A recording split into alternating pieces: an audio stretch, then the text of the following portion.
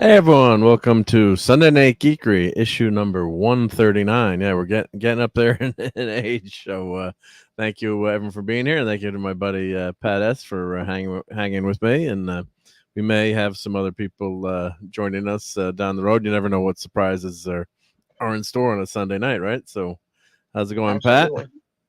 Doing okay, brother man. How are you? Good, good, good. Let me play Pat's intro. It's because a droid don't pull people's arms out of their sockets when they lose. That's for sure. They don't do that. Yep. And I've got the Olympics on my iPad, and a big shout out, of course, to my buddy Robert, who sometimes watches the show. He's in France right now, but his daughter, if you turn on the, I don't know how many Olympics fans we have here, but if you turn on the coverage right now, she's just swimming the butterfly. Someone I knew, she swam at with my kids when they were, very little, and they moved down to Tennessee. But I went to school with the with Alex and Gretchen's mom and dad, and we know the family for years. So she just set. No, they set a world record. So it's pretty cool to actually know someone who's got a gold, got a actual gold medal and medals in the Olympics. It's pretty wild. So if you turn on She channel won 4, tonight. she won tonight. Yeah, it was actually it was during the day. And then we'll say hi to everyone. I'm just watching this race again. Sounds good. It's fun to watch. And hail to Courtney. So yeah, it was it's pretty amazing. And then huge shout out to to her sister Alex. Unfortunately, I know Pat, you haven't watched any of the Olympics. And Courtney, are you an Olympics watcher? Or, I have about? not been, and just a forewarning, I may drop out because I'm driving, but I wanted to Okay. stop in and say hi to everybody. Yeah. I usually watch the Olympics. I just have not been this year because I don't have TV. So Yeah. Yeah, or Peacock, right? Yep. But yeah, but then unfortunately, I don't know if you do follow it. Her sister Alex had won the silver medal in the 200 IM, which for those of you in Rio Linda, that means you I swim used to 4 do the strokes. IM. Yeah, I you used to okay? do So the Courtney IM. I was knows a the IM. swim It's a team. tough event. Yeah, so you got to do the freestyle, the backstroke, It's butter, breast, breaststroke, and freestyle, butterfly. back. I think Yeah, it's or it's butter, tough. back. Yeah. I forget the order. Yeah, Well, butterfly. back is second, I think. Yeah, butter, back, breast, freestyle, or something like that. Yeah, but unfortunately, Alex got DQ'd, so she had won the bronze medal. We're all Oh, celebrating and like all happy, and then I guess I don't know. I mean, I've watched swimming with my kids swim. I don't know it rules. I guess when she went from backstroke to the next stroke, she turned around like she did the flip too soon. Whatever, however to explain it. So real she didn't bummer. properly So touch the wall. well, yeah, she Probably. yeah, improper touching, yeah. So it was a real bummer. My wife told me to stop swearing at the TV. So I mean, it's such a minor thing, but I guess it's the way that when you touch the wall, you've got to your head. You can't be upside down, whatever the way it is. It was. So I guess the announcer said it was a good call, but it was driving us crazy. But let's say hi to everyone in the chat. So we got the great Eric K here. After tonight, should be able to make more Marc D eateries. Oh, that'd be awesome. Yep, if you can. Anytime you want to pop in, Eric, you got the link. And yeah, we got some eatery time. I made some brisket. So if you guys saw the brisket I was cooking, and Joe Dog is here. Hail to the great Joe Dog. Fanty Outsider and Dave C. Oh, Dave C's got a new channel. So wait, hold on. Don't anyone go anywhere. Well, Oh, don't when I cool. post this, don't go. Just go sub to Dave C. So let me put Dave C's channel here in the link, and he had a very cool review of Godzilla, some Godzilla figures, unboxing. So that was really cool. So hail to Dave C. So everyone, let me put that up on the marquee there. So everyone, please go over there and sub to our buddy Dave C. Oh, you're on. It looks like daylight out there. Are you out west? Can you see that little deer there that's hiding? Kind of. What I have to embiggen you. Let's see. Is a deer back there? Yeah, he's just staring at me. I don't know what you can actually see. So. Yeah, it looks like a Well, that's a kangaroo. little blurry. Oh, there he goes. A little blurry. There it is. Yep, yep. Wow. Just thought I'd check. Hey guys, I got. And we got Courtney's Mutual of Omaha Wild Kingdom segment.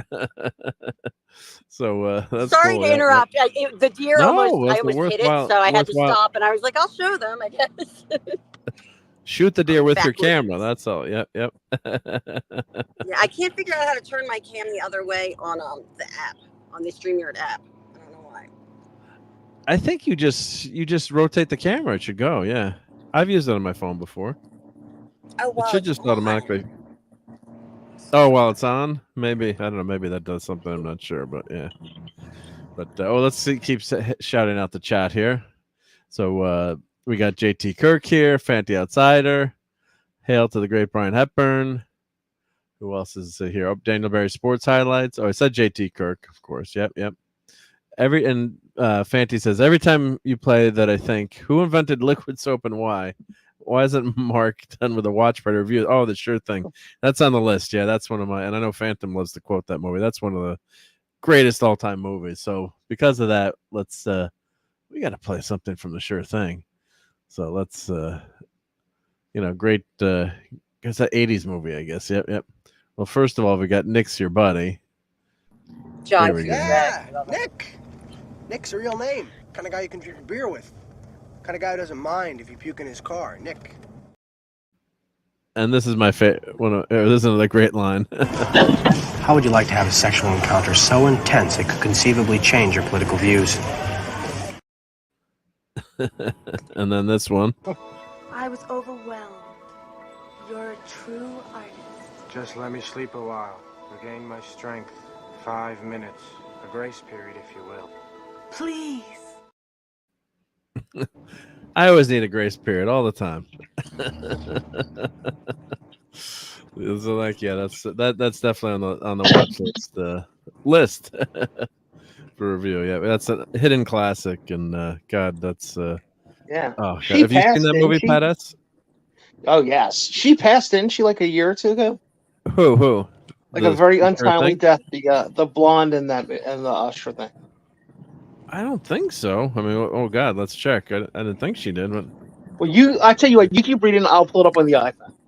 yeah, check. I don't think she. Yeah, I don't keep think telling she- everybody hello. She was and I'll on. find She was out. on Desperate Housewives. Daphne Zuinga and Nicolette Sheridan. No, I don't think. I hope not. Well, you find out for. I'm us, checking. but, You keep saying hello. And hail to the great lemon pie again. And Joe Dog hates the Olympics. Yeah, but Joe Dog, if you had friends that had kids in the Olympics, you would watch those events at least, right? I know. Yeah, you would at least watch those events. Yeah. So I always, and Snorty's here. Snorter Pooper's Cuber. Yeah. Do not eat any Polar humans bear. tonight. But I would, the Winter Olympics, I have to say, I did really always love, played hockey and love the Winter Olympics. But Courtney's on the road. Very cool. We got Courtney Cam. So Courtney, where in the world are you? What state are you in? You're not in Colorado, are you? Or you're? Hold on, can you hear me? Okay. Yep, we can hear you a little Sorry, bit. Yep. I'm in the middle of nowhere, so these roads don't really count with the vines. Yes, I am driving from Canyon City up to Steamboat Springs, Colorado, and it took me a while because I have my my phone now balanced up at the front, so I can't really reach it. Yep. Well, just drive Yeah, safe. but I'm driving Drive safe. safety Yep. first. Yeah, I'm not really looking, so I just figured I'd give you guys something to look at, and I'm going to mute. That's cool. Yeah, beautiful mountains in the background. Yeah. Beautiful. Yep. So, it looks like Close Encounters of the Third Kind mountain back there, right? Yep. So, very cool. Very cool. Oh, yeah, it's beautiful there. Yep. Get into my belly, dear. Yeah, catch it in the chat here. Yep. It's a great movie after Wrath of Khan, of course. Yeah. And Dadman did a special review of Wrath of Khan. He watched it again. He watched it for the second time. I'm like, you've only seen the movie twice? It's like, usually I watch that movie, a few times a year, maybe more so as teasing. Like, I watch it at least once a week. But, yeah. It's, I mean, it's just one of the all-time greats. I guess if you're not a Star Trek fan, if you're just a Star Trek normie, you probably watch the movie if you say, okay, it's a good movie. But if you love Star Trek, and Dadman's more of a Star Wars guy, And since he's not here, I'll say a Darth Maul fan. Just kidding, Dad, man. And so yeah, so if it's if you're a normie with Star Trek, I guess you'd probably watch it a little bit, but not go crazy over it. And Joe Dog was watching the Barker's era of Price is Right. It's been a year. It was a year. Yeah. It's not the same when you lose a great host like that. Just not the same anymore. Yep. And hail to Tim, FKH 2005. Happy Gilmore. All right, JT Kirk asking ye shall receive. Let's see here. So let's go to movies. I've got them alphabetically listed. So let's see. Where's my Happy Gilmore? All right, let's go. Oh! You like that, old man? You want a piece of me? Let's do another one. Price is wrong, bitch.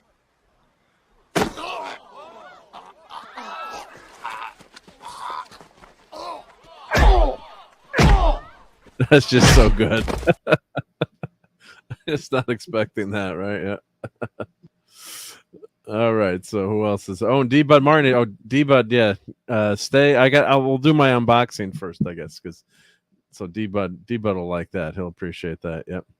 I got some cool Man of Iron stuff that I was collecting. Yep. So yeah, why don't we can do that first, Jen. Talk some. Yeah, the price is wrong. Biatch. Yep. We'll keep it family friendly. I think you can say that on TV these days, right? Yeah.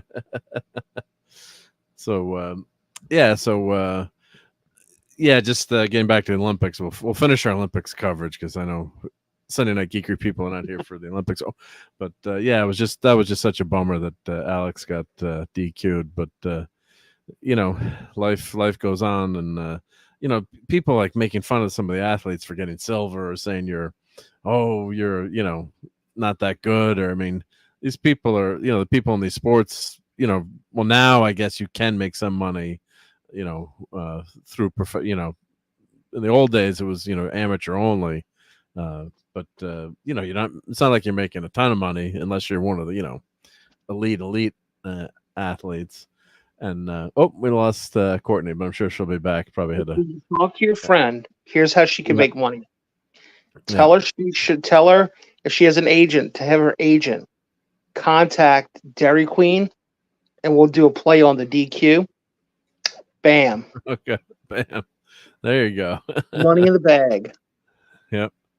But it's it was just such a bummer. I mean, years from now, I guess it'll there's just things that happen in life maybe for a reason you don't know, but these kids and young people work so hard, and you're toiling at these sports, and the Olympics is when everyone really pays attention. Like, I love watching volleyball, but I'm only going to watch the volleyball during the Olympics.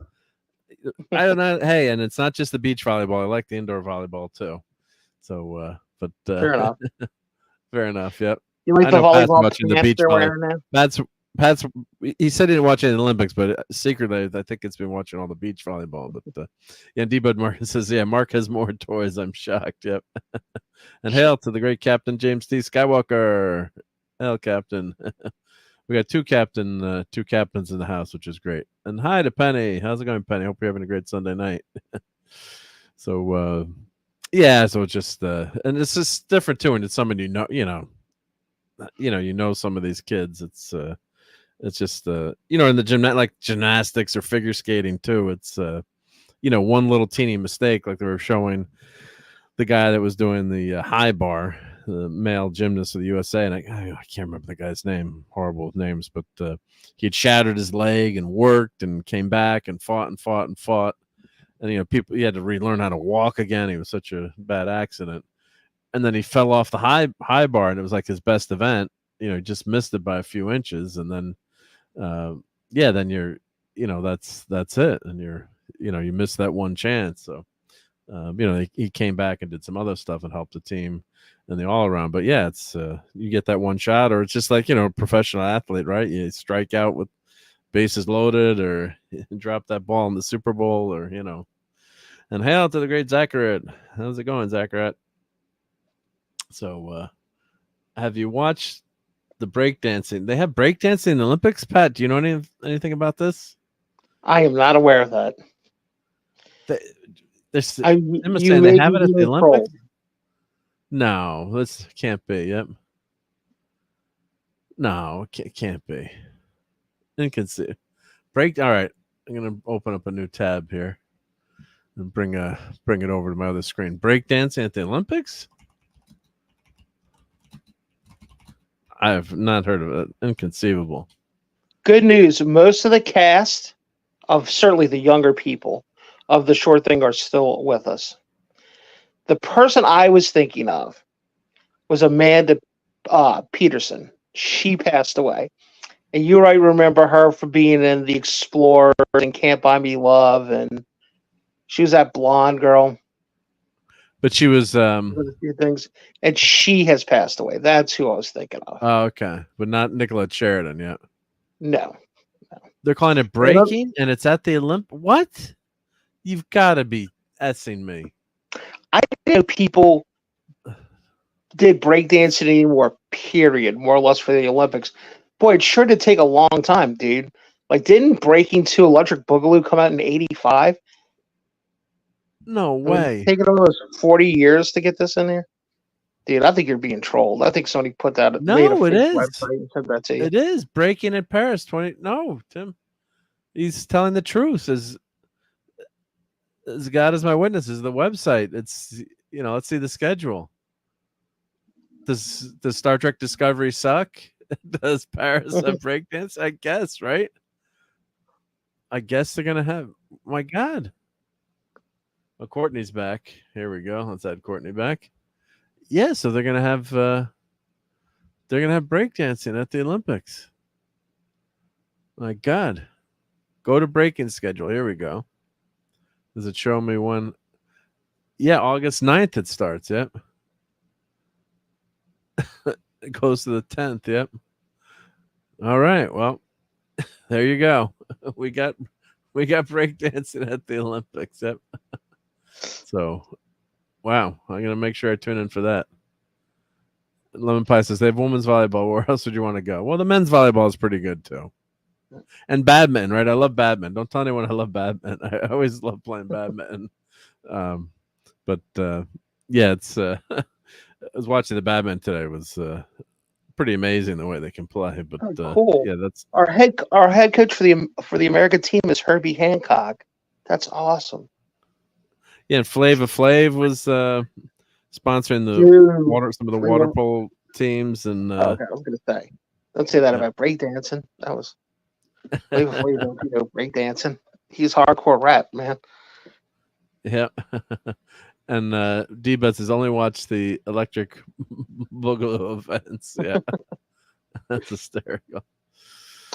So let me. Martin, interesting, a little aside to the breakdancing movies, Breakin' and Breakin' 2 Electric Boogaloo. They were actually filmed with only a month's hiatus. They kept most of the crew and staff because they knew it was going to be a popular money making movie because they made it for about like $1.5 million or something like that. Wow. Yeah. Oh, and Sentai Ranger Donnie is here. Hail. Yeah. It says Happy Power Rangers Month. Hope everyone is well this final full week of the Olympiad in Paris. Yep, we're doing well, Donnie. Hope you're having a good time. Yep. Donnie, if a Green Ranger shows up at your house, do not hide them. They are wanted by the FBI. You're to call up your local authorities right away. They could be armed and dangerous, especially if somebody's walking around. Like if you have any elderly people around, Donnie, do not let them in. Yeah. And Claude says, "What's next? Olympic thumb twiddling, Olympic tic-tac-toe, Olympic TV Netflix binge watching." Yeah, I could win that one. Yeah, that would be a good event. Yeah. Or how many shows can you binge watch at once? Right. That'd be pretty awesome. Yep. So hey to Claude. Yep. And Claude was sending me some cool pictures of some stuff he got. We saw on Ollie's. I was joking. I'm like, I gotta fly down there and get that Batmobile. The 66 Batmobile and Batman figure. Yep. Yeah, we got some Batman stuff at our Ollie's too, dude. Yep. And Donnie doesn't mind the breaking. but sad that baseball. But baseball's not a universal sport. I mean, they're gonna have pickleball in it before baseball. Yeah, I don't feel It's bad just- about that. I don't want to watch Japan beat us every 4 years and something. Yeah. Yeah. All right, so let me turn my camera on here. D. Bud Martin's going to like this segment of the show of Sunday Night Geekery. So let's touch up my appearance. I don't need to touch up my appearance. Let's see here. Start cam.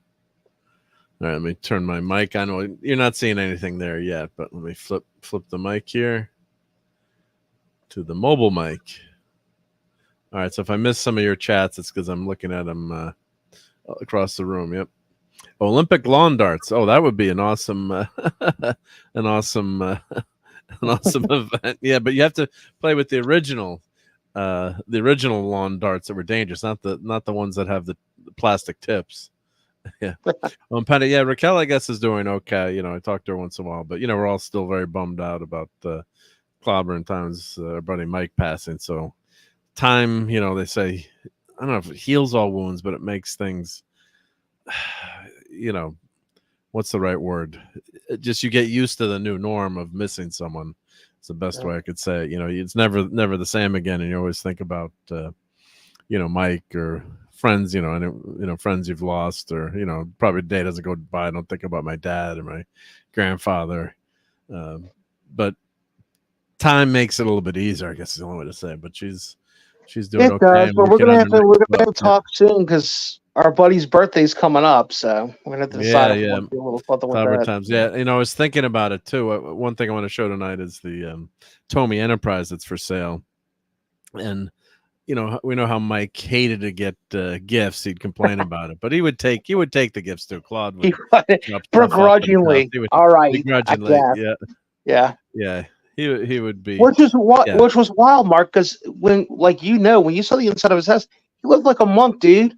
The guy had a Bible, now it was a Star Trek Bible, and he had a little TV and a cot, and that was it. That's all he had, and his clothes, and huge copious amounts of M&M bags that were empty. But other than that, he didn't own anything, so it was really a bummer for him to get stuff. I know he felt bad. Yeah. He was allowed one shelf, and he had to keep his glasses on there and stuff, So yeah, but he was definitely. He would certain things he'd loved and really appreciate. Like we got him that Thing statue last year. Oh, that JT was so much Kirk fun. says to absent friends. So God bless you, JT Kirk. Thank you for that. And Thank let's you, play. JT. Actually, that's a good time to play Mike's clip. That I got to clip more of Mike, but let me play this in remembrance of Mike. It's something that really touched me when he said it. So and I'll tell you who I want to shout out right now is a guest of mine. First, of course, as you know. Our great chief engineers here, Marc D with the sheet, who has made this show. You, dude, but since I moved to YouTube, I made some great friends, and I'm going to shout all of them out. Stephen S., what's up, buddy? But I will tell you what, none have been can I call you a sidekick without embarrassing you? I'm just kidding. Yeah, you can. Yeah, that would make me lose a few pounds, then, right? I could be a skinny sidekick. I'm your sidekick when I go on your show. Only fair. That's true too. Yeah, no, I really appreciate being here to celebrate this. So we're alternate sidekicks. We take turns being the sidekick. Yeah. Thank you, though. I appreciate all you do, man. I get more sentimental, but I'm too much of an a-hole, so don't worry. That's good. I like to hear that. No, we appreciate you, man. Not for this emotional garbage, right? Oh, yeah. No, much of that pansy stuff. Don't be a big sissy. Yeah, so, just hearing that's tough. Just hearing his voice there, but brings back good memories. And thankfully, you always have to say, try to remember the good times, and we got a lot of Mike that we can listen to, a lot of clobbering times we can listen to. So, and that was special when that was his anniversary show. So go listen to that if you haven't. I'm sure everyone here has, but he was such a humble guy. And he was, he was a star, right? I mean, he was a great guy, great talent, and he really had that. And I told him, I said, "Wow, you're such a great broadcaster." I'm like, you could be a pro. I mean, and he was a pro, but like someone would have paid him, to be on a radio station or on TV or whatever. He was just had that knack and that talent, and he was I hate my voice, I have a horrible voice, and I'm no good at it. Typical clobber times, but no, he was just one of a kind. So thank you for that, JT Kirk. Yeah, we all miss that. We all miss that voice. Yep, yep. Raminel, why bones? You know that is illegal. Yep, yep. So yeah, thank you everyone for putting the CT in the seeing the chat for Clobbering Tons. Yep, yep. So yeah, it's just we can put some things in there. Yep. Yeah, he did have a wonderful. He hated his voice, but everyone hates their voice too. You know, the thing, I guess, you hear your voice differently when you speak. The way, you know, when you hear it recorded back or played back to you, it sounds totally different. So, Well, yeah, sure. Yeah. It's because you're still hearing a lot of your voice through, excuse me, like the connected parts of your head, the way it works. So yeah, you're hearing something. It's like when you cover your ears and you talk, right? Like if you block up your little hearing holes in your ear canal, you're going to sound a little bit different with them too. Like if you have like I've had the last couple of weeks, and it's just now going away, a clogged ear. You sound even more different. yeah. So it's it's just definitely you sound different. Yeah, your agonizer, please. Yep. All right, so let's get to the comics. I know Clobbering Times would love this segment. So, and D-Bud is here too. So D-Bud's gonna like it. So, all the hype about Robert Downey Jr. as playing Iron Man, playing Doctor Doom, which I can't stand. Actually, I hate that idea. I don't know. We'll talk about that a little bit. I'll ask Pat what he thinks about that, but I just really don't like that. Well, it depends on what he's playing, right? Is he playing the real Doctor Doom, or is he playing one of these multiversal, ridiculous characters that Bring your mic in a little, buddy. Bring your mic in a little. How's that? Is that better now? No. Oh, let me check this. Say it again. Okay, that's good. That's good. You're good. Go ahead, no. I went back to my mic, but let me go back to. It says it's on. Okay, if I'm here, can you hear me now? Or no, it's weird. It's like you just went back to how it sounded like 2 minutes ago. No, am I okay now, or am I on the headset mic? How's that working? It sounds like I'm hearing you from your desk mic. Still, okay. Like you're away from your desk and you're talking. Let me check my mic here. So you sound good now. You sound good now. Yeah, because I'm talking to the. Yeah, I'm in the. Let me just switch directly to the. You hear me now? Testing. Okay, testing. now it clicked in with you. You're good. Okay. All right. Well, because it wasn't changing mics. We don't have a producer here on Sunday Night Geekery, so it wasn't changing to the headset mic. Yeah. Now, does D-Bud Martin know a lot about Iron Man? A little bit Iron? What would you think? How would you put that? D-Bud Martin is the world-renowned expert on Iron Man. He sent me his PDF that he. Let me take my name off of here so we can. Yeah, D-Bud. Thank God it's in PDF. I'm gonna have to text Mike tomorrow morning and check on him and see how he's doing. I mean, Mexican Iron Man, Mike, guys. Mexican Iron Man, and remind him that that is on PDF, so he doesn't have to worry about losing his D-Bud Martin book. You can always go back and download it. But that should be published. You know what? I should send, like, I know you could get stuff printed, like a blurb, or like I know for work we deal with a professional printer. They print our stuff, but I'm like, you could actually have Mark, that printed as a book. Yes, 100%. Dude, I'm not joking. I think that's what Mexican Iron Man did. I think Mexican Iron Man, D-Bud, put that in the comments if you know he did. He told me he was going to have it printed and bound, that he knew a guy that could bind it for like $20. Yeah. He was going to print it and bound. Probably with fine, rich Corinthian leather and, some of that gold leaf. Sorry, I took my camera mobile yesterday, so I'm just adjusting it back. But no, yeah, this is the kind of stuff we should have D-Bud on for this, dude. We should have him on for this. Yeah, well, D-Bud, if you want to, I know you're usually busy. Or, I'm sure he's like, if you want to pop in for a minute, great. thanks, Pat, great. But if you do want to pop in, just let us know. But probably soaking in the bathtub, watching, smoking a cigar, looking at Iron Man comics. So Fanty says, I'm thinking RDJ is playing the real Doctor Doom from the FF universe in the new movie, and they're gonna head over to the regular Marvel universe. I mean, just like I don't like him playing the real Doctor Doom, and I don't also like him playing like a fake, made up, multiversal, one of these multiverse Dooms. So, I mean, because let another actor put a stamp on that. So yeah, people are. Yeah, I'm enjoying this chat here. People saying what they would do. Yeah, I mean, he's such a great actor, but he's Iron Man, right? Unless Right. who was saying that it was going to be a bait and switch, and that he's going to come back as Iron Man. And what would give Tony Stark looking Doctor Doom an advantage as heroes who would go full out on someone who looks like Tony until he does something really evil? And Deba Martin says it's a school night, so no, but thanks for the invite. Yeah, we'd love to hear your comments. So yeah, I don't want to get in trouble. Yep. Oh, that was Tim. Okay, thank you, Tim. Yep. I'm a bear of little brain sometimes. So, but Well, Deba, I'm Diva sure doesn't want to come on, but he's looking at. He's Oh, totally looking at this he cover. would come on. Yeah, he's totally Yeah. looking at this cover there, and he's like, "All right, so and so wrote this, and the artist was the, he's already like pumping Yeah. out. He can just tell by the number, dude." The Menace called Arson. D. Bud Martin, of course, owns every Iron Man comic. So yeah, these are some great covers. So what I have my comic book database. So I thought I had owned 149 and 150, and it wasn't in my collection. I thought I'd owned. Maybe I have the trade paperback that I read years ago. Was what I was remembering, and then you have holes in your collection. Of course, my superpower is missing key issues, and as Clobber times hated those key issue buyers anyway. But my superpowers, like New Mutants, I think I have every New Mutants except for '98. The first appearance of Deadpool. Damn you, Ryan Reynolds! You should have sent me a copy. But yeah, so here's this is a great cover. I love this cover. Danger 10,000 volts. You see, I don't know. I'm not as good at my artists here.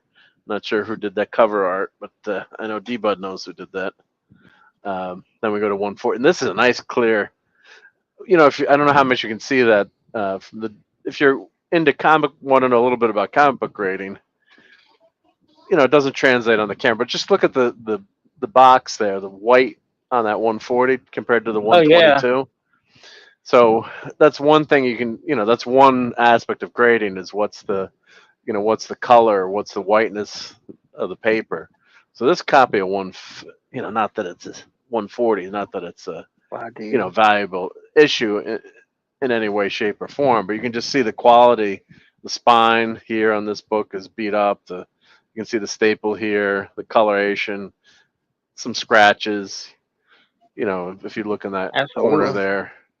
So I mean, it's an old 122. That's an old book. That's in the 70s. I'm guessing that's the 70s. But dang, still, dude! Also, a 10-cent jump in a year and a half. Yeah, from 40 cents to 50. Oh, Bob Layton did the thing. Yeah, I was guessing Bob Layton.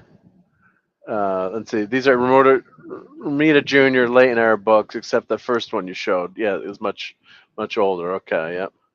And I love Junior's art back then. I loved his artwork. I don't like his current style, which I guess is his true style, but some people do love it. Yeah, I should look up what these. Let me open up my database so I know who's on these books. But yeah, so what I was doing, I was just looking at my database, and my goal was just to buy 149 and 50 before they got stupid, crazy expensive. And they are ridiculous. I mean, I don't think they were they're widely, that Doom Quest was considered one of the better, obviously one of the better, Iron Man stories, and are very well regarded. Let's see, where's my comic base? Where'd my icon go? God damn you, Windows. Where'd you take my icon? Where'd it go? I hate when Mark's that got happens. a faulty Google Chrome. Comic base, yeah. We are when you pin to tab. Whenever you do an update, then it unpins the icon from you. Yep.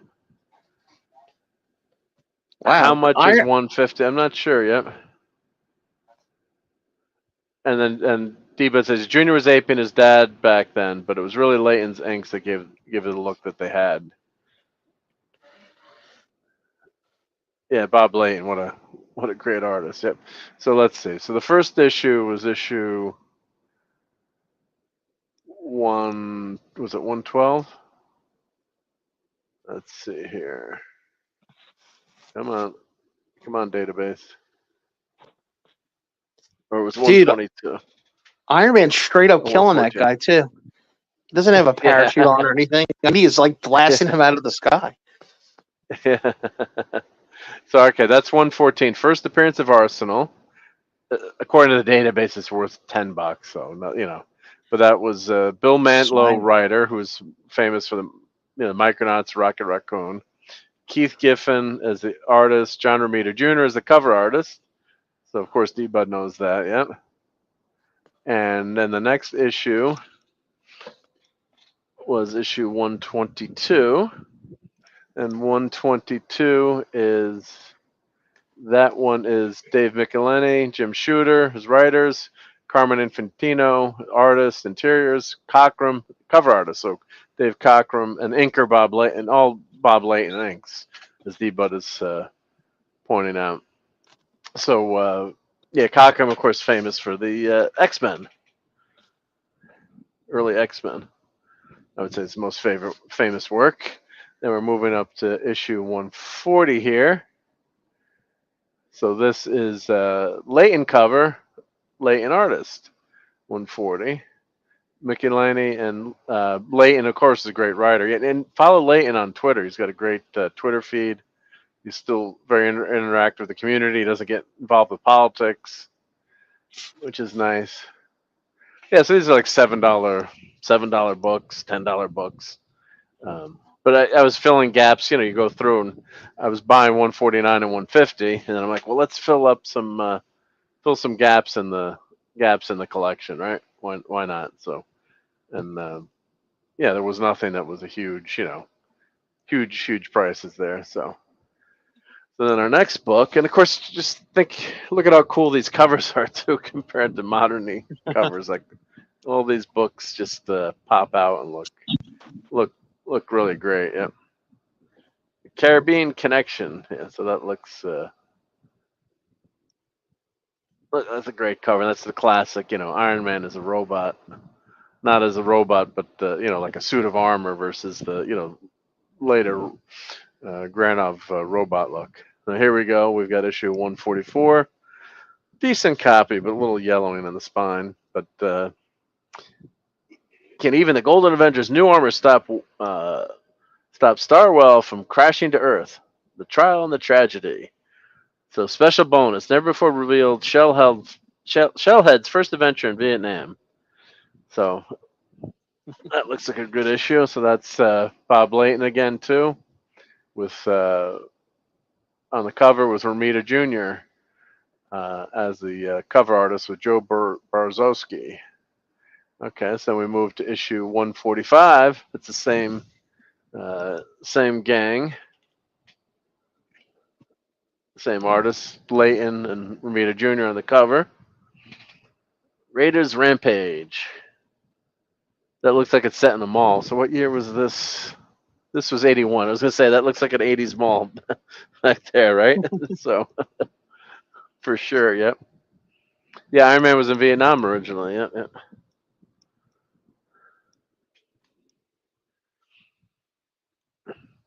And here we go with 147. Backlash.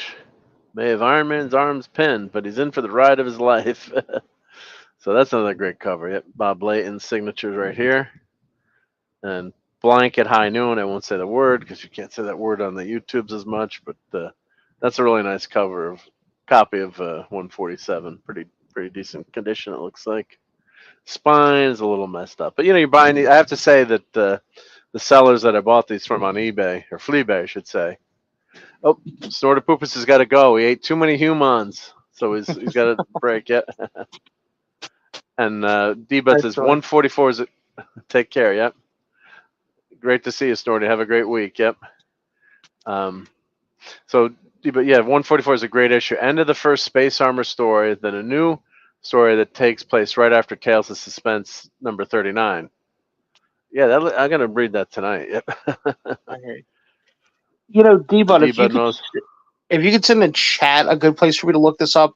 I'm really fascinated. When you look and you think like, okay, 50 cents in 1981, that would have the same spending as about according to Google, about $2.75, $3 in today's money. Okay, Now you think about that, Mark. You can't go out and buy a magazine for $3, really, right? I mean, so when you think of Oh that, yeah. it's like, man, oh man, the amount of could you imagine going?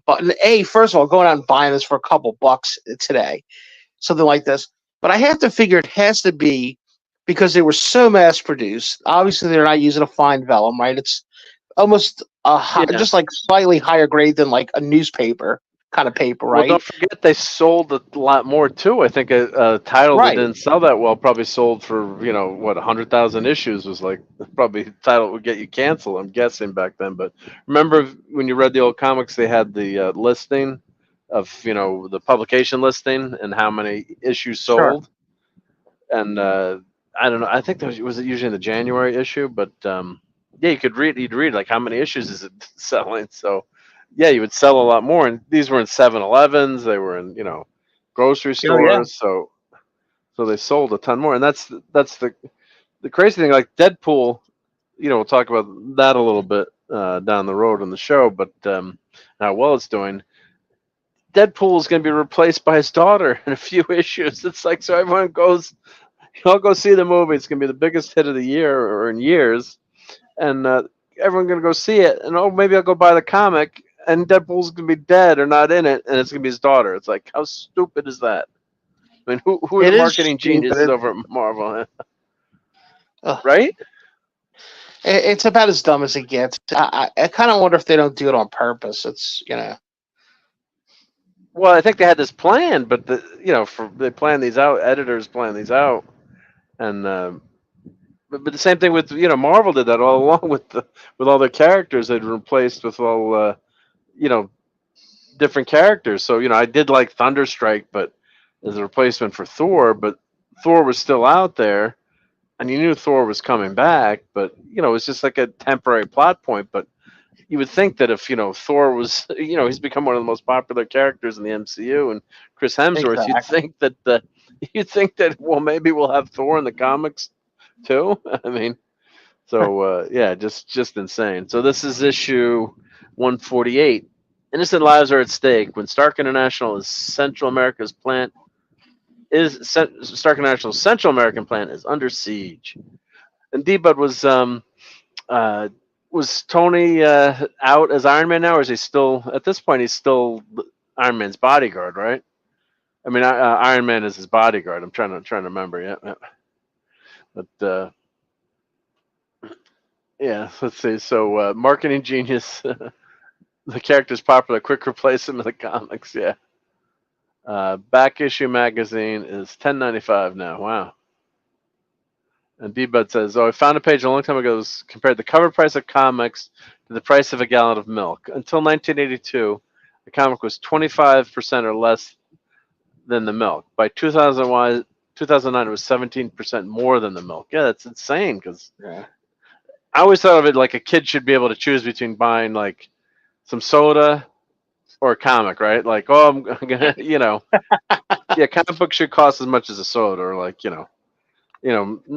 Arizona can't be, Arizona iced tea is $1. They still have that can for $1, but that's the outlier. But what does soda cost now in the grocery store? A 2-liter bottle of Coke, is it like $2.89 or is it? Yeah, it depends on what you're getting, and if you get, If you get it on sale, dude. Now, granted, everybody here makes decent money, so it's not as big of a deal now. But when the boys were younger, they were drinking as much as they drink now and eating and all that.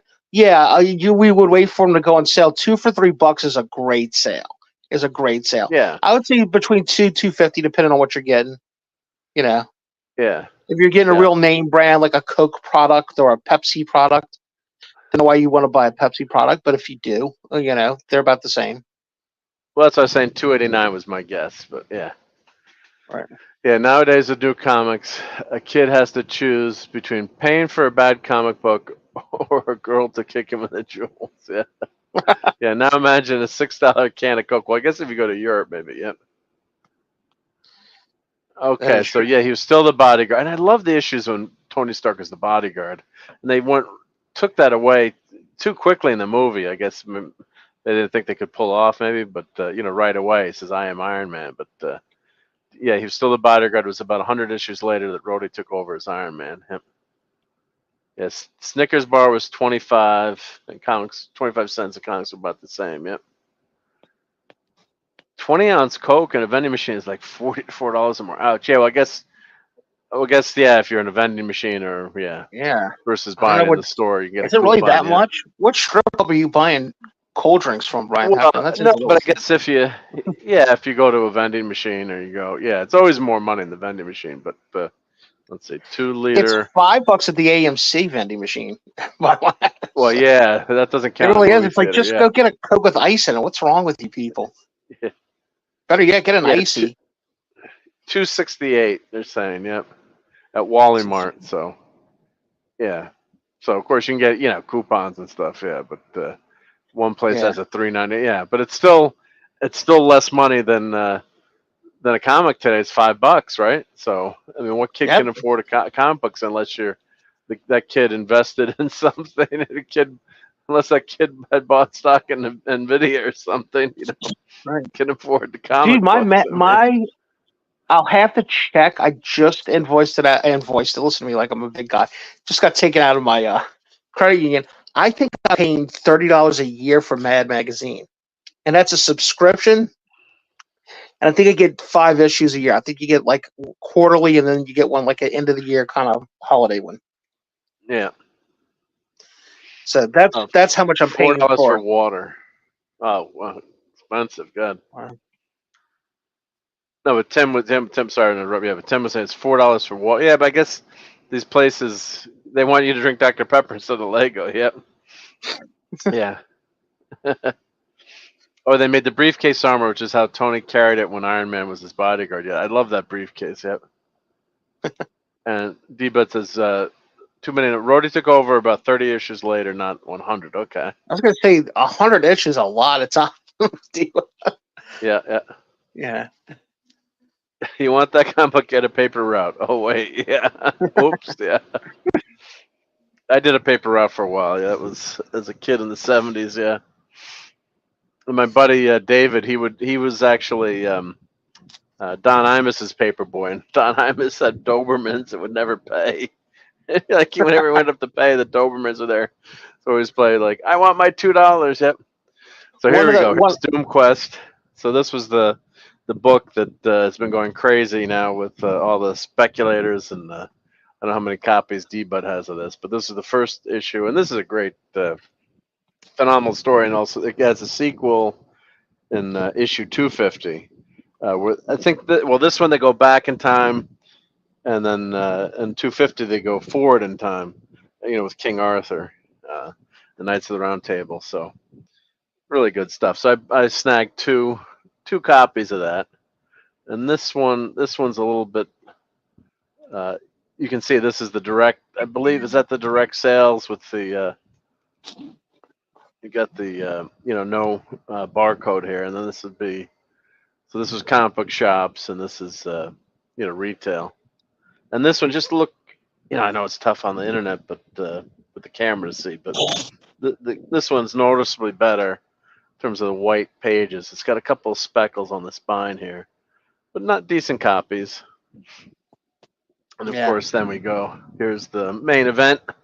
This one's going for a lot more money because of the cover. This classic cover. It's not a great cover. Unfortunately, there's some creases there. It was folded there. Well read, classic Bob Layton. But that would make a great T-shirt. Great cover there. But that's considered one of the Oops, I always hit the damn camera. Sorry. Bounce make you dizzy. But it's considered one of the all-time great Iron Man stories. I guess D-Bud would agree, I think. Yep. Let me catch up to the chat here. Yep. One of the last Olympic dinner skits on SNL, the Coke vendor showed up, made a good deal, and there was no Pepsi Coke. Oh, yeah.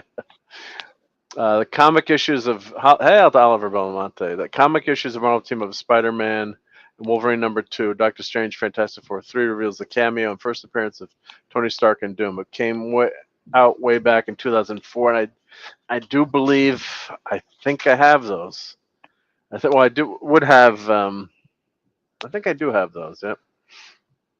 Yeah, everything's going up, and people are speculating. It depends on what storyline they're based on too. But everyone is going up and all going up in value. You know, it's like speculate on anything that you think might be valuable. So, um, and Captain Skywalker says 1 copy for me. Yep. We're the Knights of the Round Table. We dance and rave, but we do routines and chorus scenes with footwork impeccable. So in 149.50, Doctor Doom is very impressed by the intellect of Stark's lackey. That's right, Doctor Doom, my bodyguard is that smart now. Imagine how much smarter Tony Stark is. Yeah. And Deba says, I have 1 copy of all of these. He's laughing. Clobby always asks if I want to review the story with him, but the truth is it's not one of my favorite stories from that era. Okay. So not one of his favorites. But everyone, if you mention name a famous Iron Man story. This is always up on that top 10, I would say top 10 list, but it'd be interesting to know what your favorite what is from this era, what would be your favorite issues, D-Bud, or if you had to pick one, and I'm putting you on the spot, but I probably had the trade paperback when I read this, yep. But it's like the Einstein chauffeur joke, yep. But yeah, really well-regarded issues, and of course with the speculators now, everyone, whenever there's a first appearance of a character, I'm still waiting for Squirrel Girl to get her movie because I have the first appearance of Squirrel Girl. But like, yeah, no one cared about that, Rocket Raccoon. It was Hulk Annual number 3 or 4. I can't remember what, but I think it was a Hulk Annual, wasn't it? And it was in the, would be in the bargain bin. And then when Guardians of the Galaxy came out, of course I don't own it, but who would have thought it was the movies that made that character. It was a popular character, but it took off because of the movie. So this book, they're saying 149 is $11 right now. It's got to be going up, and then 150 is worth. They're saying $16. This is before it's become, updated on the the program. It takes a while for the program to update itself in terms of to get caught up in terms of values. But so yeah, I bought that copy for $30, which I thought it was probably one of the cheapest copies out there. But if you check, let's go to eBay and just check for fun. Let's see. There we go. Let's go to. Why not? Let's do some enabling. You have your latest eBay. copy of Wizard magazine? Yeah, right. Check out the value. Yep. Let's see, eBay.com. Let's see, Iron Man 150.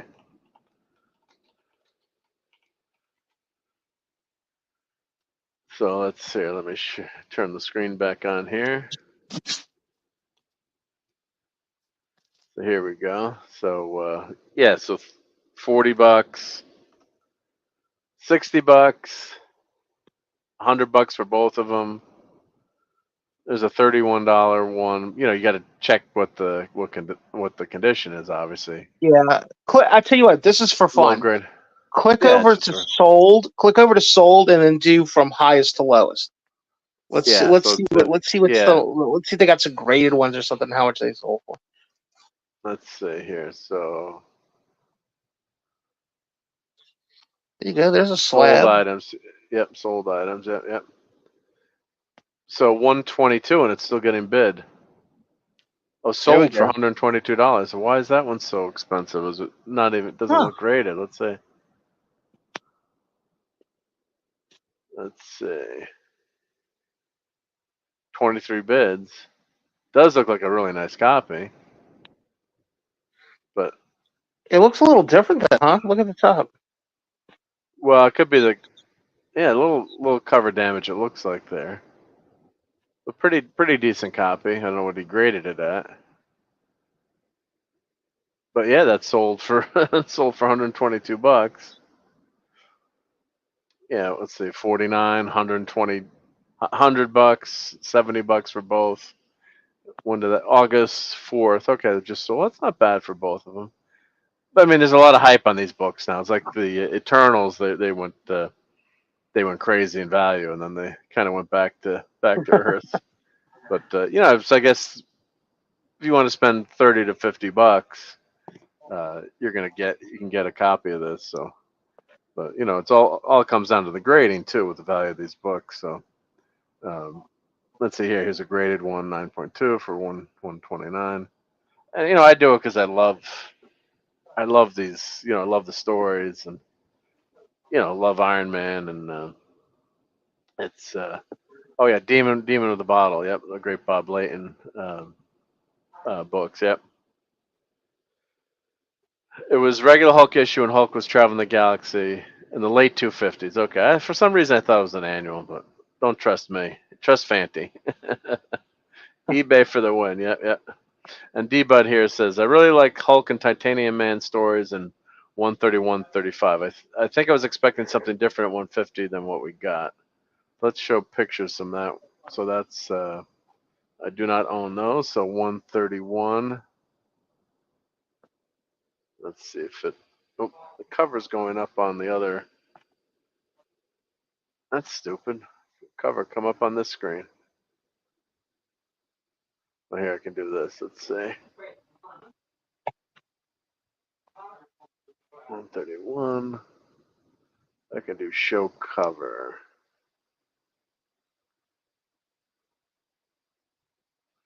Show media file and explore. Oh, I think I have to select it here. Here we go. Show picture folder. There we go. Let's do that. So let's go to 131. That's a good way to show all the covers. Yep. There we go. So there we go. So there's 131 with the Hulk. Yep. So D-Bud likes these stories. So that means everyone should go out there and buy these or read these. Yep. 132. Alone against the Incredible Hulk. The Battle Below. And then we've got Ant-Man here with the Hulk. Iron Man is finally beating the Hulk, but at what cost? Guest star in the all-new Astonishing Ant-Man. Bob Layton cover. The Challenge. The Layton cover. And then 135 was the culmination of the story, I guess D-Bud was saying, yep. So this is Last Tango with the Titanium Man. Or are we skating on thin ice? Yeah. So yeah, just some great stuff, yep, as we pop through these, yep. Just love the way these covers pop and just make you want to buy them, right? There's always something. Yep, Madam Mask. Death Mask, yep. That's scary, yeah. That issue I just had, yeah. Here's the armor design for outer space action. Very cool. D-Bud has such a great history of all the armors there. There's 144, 145. Vengeance belongs to Blacklash. Yep. And of course, his character was combined. The Whiplash character. They combined the characters in the movie. That's why it wasn't so good of a movie. Iron Man 3. Yep. And Doom Quest.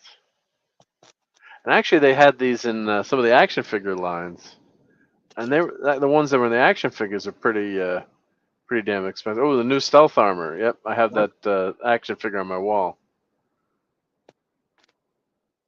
Slipping in Berlin to save the woman he loves. Yep. Wonder Man. Oh, the living laser there. No, not Wonder Man. Unicorn Unleashed. I think I have that issue. It's good stuff. Yep. So, yeah. So if you're a collector and you own these issues, that's you're like, oh, good, I have these. They're gonna go up in value. This JT Kirk or Captain James T. Skywalker says, "Too rich for my blood." Yep. And Hulk 271, First Rocket Raccoon. I don't know why I thought it was an annual, 271, but thank you. Yep. The Eternals books went up, but then they found out that the movie is actually called The Eternals. Yeah. Did you see that, Pat S? Did you see the movie or Nope. you did not? I took Okay. Yep. everybody's advice and did not watch it. Yep. Okay. Good night, Penny. Yeah, I thought Night, she was Penny. yawning. She's not yawning at us. She's just tired. Yeah. Yeah, I was gonna Thank say. you. I thought, wow, are we that boring? Okay. You were boring, not me. No, just kidding. Ah, shouldn't have. But bump. Yeah, have a great week, Penny. Thank you for stopping by. Yep. Everyone go and buy them so D-Bud's collection becomes more valuable. Yeah. And Ezra Goldstein is here. Shalom. Shalom, Ezra. Yep. So it's it's always fun when you have one of these books that's valuable and then they take off. But yeah, they're still obtainable. Yeah, there's so many copies and no one knows what's going to happen. But this Doctor Doom stuff is taking off like crazy. So, but I said I gotta get these copies. So I gotta buy them. So I gotta have them in my collection. Yep. And Brian says I tried a couple times. I never got 20 minutes of Eternals. Well, I got through Eternals because I was in the movie theater and had to watch it. I guess I could have left. I was with my kids actually at that one, and oh god, it was bad. It was really bad. But I think the Marvels was the Marvels worse. I don't know. It's tough to when you're saying who's worse. It's it's tough. But yeah, the Ant-Man and the last Ant-Man movie was Quantumania was horrible. So yeah, Marvel's had some pretty bad streaks. And God, that Echo TV show, how bad was that? Yeah. Tony Stark makes you feel. He's a cool exec with a heart of steel. Yeah, I wish I could play that theme song. Yep. The great Clobber and Thompson would sing that for us. Yep. He would sing the Iron Man theme song from the old cartoon. Yeah. So let's see what for fun. Let's see what that Hulk is worth. Yep. Hulk 271. Let's go to the Incredible Bulk 271. Let's see here. My program is very slow now. Here we go. Come on. Hello, computer. Let's go. You have to use the mouse. Yeah. Incredible Hulk. Well, it's technically the second series, I guess, or is it the first series? No. First series, yeah. So 271.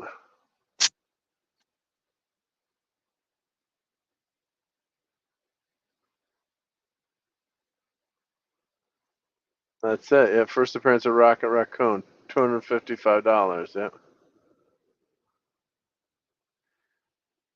Let's see. The cover's not. Damn it! The cover goes going to the other screen. Let's see what we do. Show picture folder.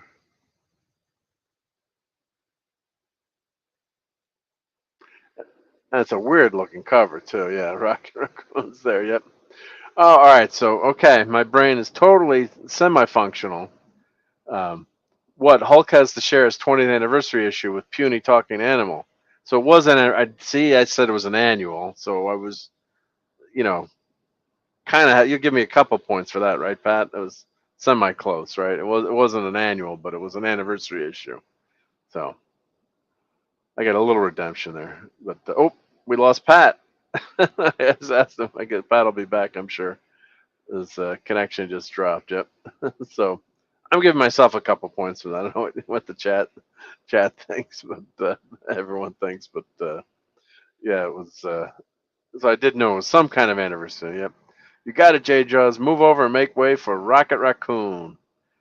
So yeah, it's not Uber. 250 is a lot of Hey, it's a lot of money for a comic book, but it's not unobtainable too. If that was your favorite character or something you really had to have.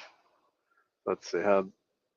So it's been holding steady at around $250. But yeah, these issue 270, $4. I guess the next issue has Wendigo in it. I don't know why that one's worth $27, but see, of course, I have 276, $3. See, that's my superpower missing. I was buying, some Hulk back then in the 80s, right? As a kid, you go to the 7-Eleven or whatever. So you have a few, I own a few issues, not a lot, but once in a while, grab an issue. So, but yeah, so I missed that. I have 276, but I don't have 271. Typical, yeah. So well, that's all right. Oh, Tom is here. Hey, Tom, how's it going? Oh, not too bad. Are you just finishing up, or what's up? No, just we're going over all the hype with Robert Downey Jr. and I was showing some books that I bought. So I bought a bunch of Iron Man comics. So I bought Invincible Iron Man number 149 and 150, which is Doom Quest with Doctor Doom. So anything with Doctor Doom is going nuts right now, and on eBay, and people just snapping up anything Iron Man, Doctor Doom related. So interesting. So how you been? Yeah, doing good. Yeah, thank you for popping in. Yep. So had a good weekend. Did some brisket cooking, which we'll show a little bit later, and my son's got his graduation party next weekend. So good, Pat is back. Pat made it back. Hey, Pat. I guess his mic is getting ready. So we got our last one graduated out of the house. So we're having the graduation party next week. So I'm gonna be busy with that for the next getting the house ready for not having too many people. We're like 50 people, but there's always always stuff to do. And he's not a comic book geek and nerd, so I don't know what to get him. It's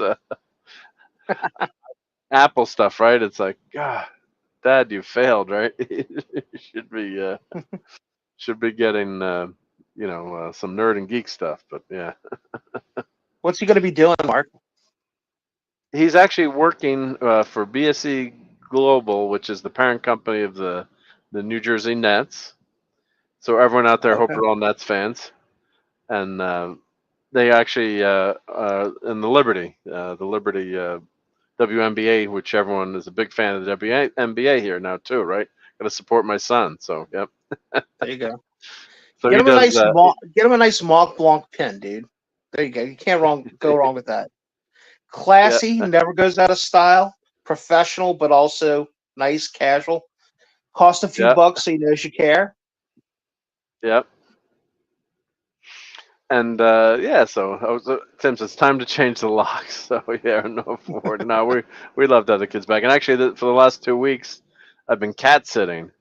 So my daughter's cat has been here, and first couple of days, the cat was like just hide and like, who are you, strange people? I mean, she's been here before, but where are my parents? What's going on? But cats they're so independent. Not like the dog. It's like, so one day, I'm like getting ready to leave to go out. I'm like, where's the damn cat? I'm like, did the cat go into our basement? We got like a basement part of the crawl space. It's like, I don't want to leave the cat in there. It's like, just trying to, it took me like an hour I said, did you let the cat out? So I put an air tag on the cat now so I can ding the cat and find out. These cats do it. Dog, it's like when I had a dog, it's like, Duke, you want a treat? Food. And within 2 seconds, yep. So, yep. So, Tom, what have you been up to? Have you slowly been moving your stuff into the kids' rooms, old rooms? No. My wife will, the kids are coming back to visit too much. They're too young right now. So, yeah. Gotcha. Brian says wrong coast. Yep. So, Tom, what's new in your neck of the woods? Not much. I spent the last few days just not feeling the greatest, but other than that, that sucks. Went to see Deadpool and Wolverine again, stuff like that. Saw it again. How was it? How'd you like it on the second time around? You good? Pick up some stuff you missed, or a couple things here and there, yeah. Yeah, you always no, it still always see up.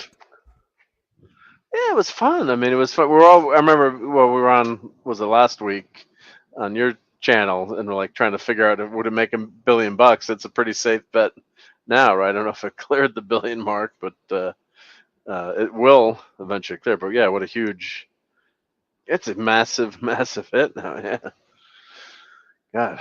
So, which is good, but yeah, it's not going to solve all the problems. But well, here, let's finish up with these last two Iron Man issues that I bought. So we'll flip through all the ones I got again. So this is 151 and bought, and then 164. It's just you never want to buy like one comic from a seller too, because then the shipping costs. You always got to buy like two or three, because you know.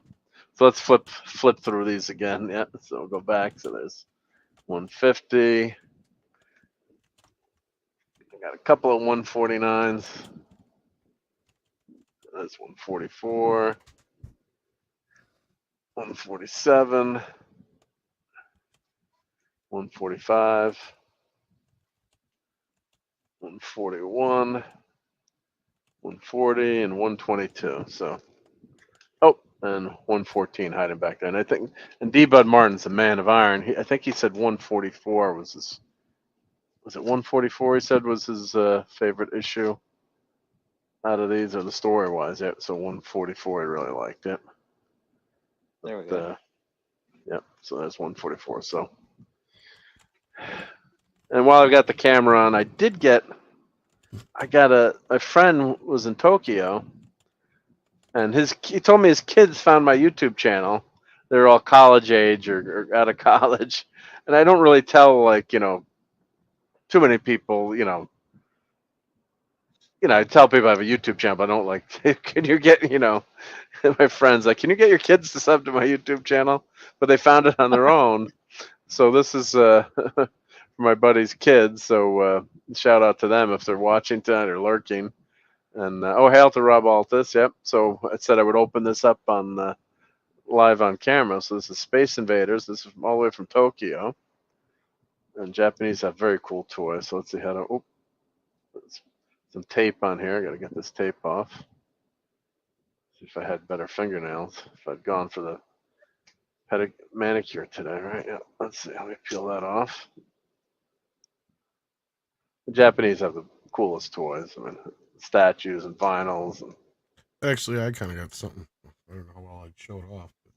Oh, cool. Maybe find a picture of it more than anything. Let me see here.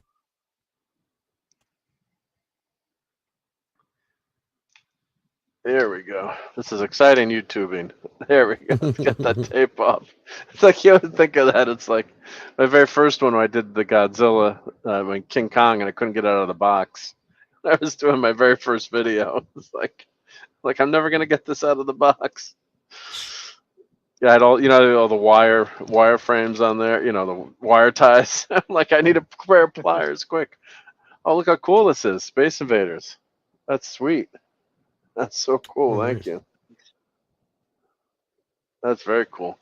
So let's open. What does this say here? Probably can't read it, but it says crab. I guess it's crab, right? Oh, let me open this up. Oh, so you can get all the different Space Invaders characters. Crab, octopus, squid. I never knew that. I thought they were aliens. I guess, or is this just English translation? Canon and UFO. Wow. So we're shooting seafood that whole time? I think they're just nicknames given to them or something, maybe. Yeah, I do too. I think they were still aliens. Were you a fan of that game, Mark? Was that you on a Friday night? Who wasn't? A Rush mixtape and a 2-liter Shasta ready to go, pocket full of quarters. That's fun. Yeah, and they're all set. So if anyone wants to scan that, I guess it'll take you to the website. I can't read that, but and actually, my friend, I won't say any names, but his son is living in Japan now and did a semester abroad and loved it so much and learned Japanese and is transferred to a university there. Is finishing college there, and maybe we'll work there after college. But yeah, that's very. Thank you for thinking of me. That's very cool. Here, let's take this out of the bag here. So the glare is gone. Yep. So this is considered the crab, I guess, right?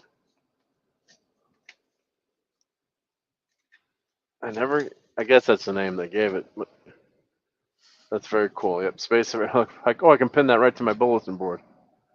Stick that to the bulletin board. Is it foamy or is it like a hard plastic? It's hard plastic. Yeah, hard plastic. Yep. Okay. But I love little knickknacks like these, little tchotchkes like this. This is just really cool, really cool stuff. So thank you to. I'll just say the S's. Their last name starts with S. So thank you for that. Yep. Right on. Very cool. Very cool.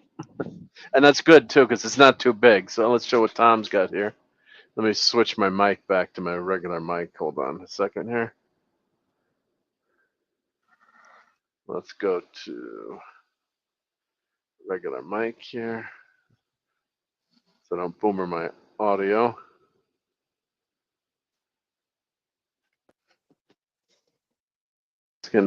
Oh, you can hear me now still? Yep. There we go. I can hear you, yes. Thank you. Yep. I just switched, turn my head. So yeah, I saw these on eBay and I ordered them. They're little Japanese or whatever toys, Chinese toys. I honestly don't know. And then they come with the little thing like you were just showing. So I'm assuming they'd be the same. And I don't know if they gave them, if they sold them at like Universal Studios over there or what they're from, to be honest with you.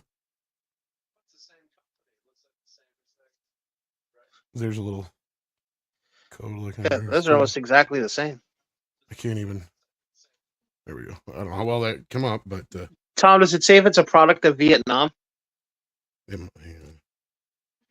You asked me to read little things. No, it says made in China. Okay.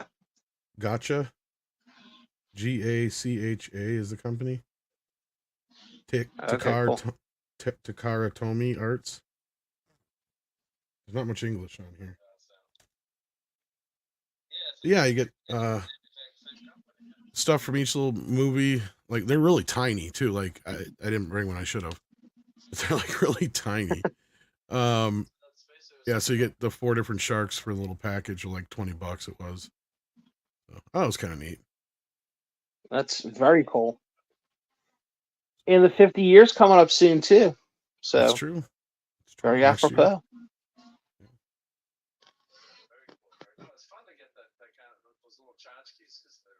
You're not on the right mic anymore, Mark. We can't even hear you hardly. He was having trouble earlier with the switching, going back. I didn't even know you were speaking until Better? Now we can hear you. There we go. Yeah, Sorry. we didn't hear a thing you said. Yeah. That's yeah, we thought Mark, you just did like sharks. We were just like, okay, well, I was don't scared. comment. I scared Mark away. Oh God, yeah. No, but I was saying when you couldn't hear me, those tchotchkes. I just love those little items, that are just small little dudes, or action figures or toys, or the Kinder Egg stuff. Yeah, and I guess they're supposed to come in those little things like you just had, but the way the guy sent them to me was just in a plastic bag. Yeah, he'd opened them all up already. Yeah. So I must have got just or that, or before they even got put into the plastic bubbles. He bought like a bulk or something probably. Well, sometimes too, you don't know what you're getting. So, but these, it seemed like you did in this egg. You could see what said. Well, actually, it just said. That's what I mean. They were like all 4 in a package. Yes, so like you don't know what you're getting. Yeah, but like all 4 of them were packed together. But like I'm imagining like you would go to China or Japan or whatever, and you go to like a vending machine or something like that possibly and get it out like, and this guy probably got them before you put them in the vending machine eggs like that. Yeah.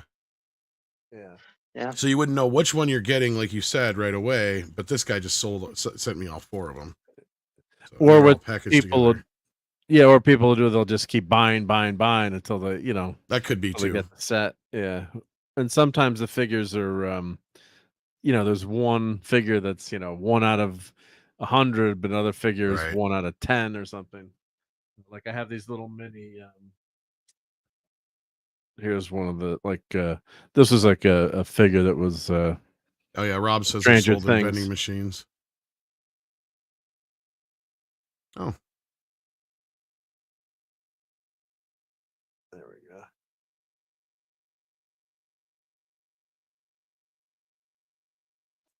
So that, but yeah, you had to buy like it was a mystery pack, so you'd buy the mystery pack. So I have two of her, and then here I got point my camera up. Let's see.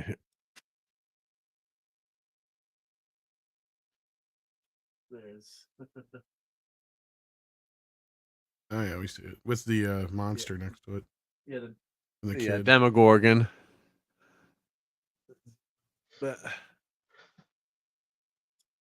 So I have two Demogorgons. So you keep buying them, and then so I got two of her, and then of course like that's another Fantastic Four mystery pack with Doctor Doom.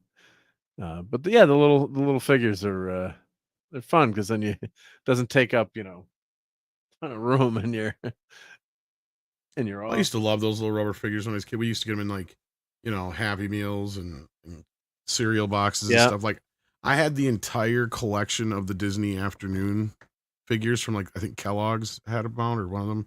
Like it was across like 4 different brands of their cereal. I just remember that like Corn Flakes, Fruit Loops, all that kind of stuff. And they had everything from the Gummy Bears to the DuckTales characters to Tailspin characters to Darkwing Duck characters.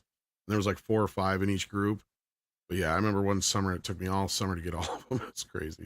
You had to keep, Mom, can we buy another box of cereal here? Right? It's one of the few. Like my mom was never really cool when I like to do that kind of stuff. Once in a while, though, she would kind of get behind it. Like especially things like the California raisins, she was okay about the Smurf. See, and I think that's what she kind of the Smurf deal. Because I'm sure you might be old enough to remember. Because that was one thing because my mom used to get them for me as a kid, and I just didn't really care. But I remember, I guess those were like a big deal once a year, a holiday or something like that.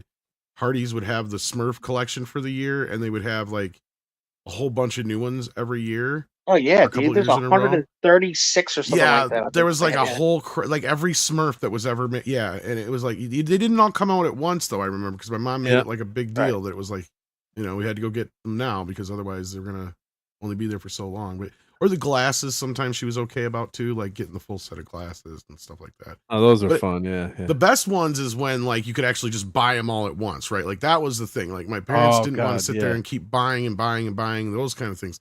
Like my dad was usually like he'll cut to the chase, right? He'd go up like I remember specifically like when the Ninja Turtle videos came out at Burger King because they dropped the same week the movie came out. So my dad took us to Burger King the day the movie came out. And I saw the videotapes there, and he, and it was like you buy a meal and you got them for like $4.99 or $3.99 or whatever it was. And he just went up and go, "Can I buy all 4 of them now?" And they sold them all to him, and it's like, yeah. See, Dad would just go up and say, "Can I get them all now? I don't want it to come back." Can I buy them all? Yeah. My old man was the guy that would go sit and drink coffee at McDonald's, so he'd make friends with them.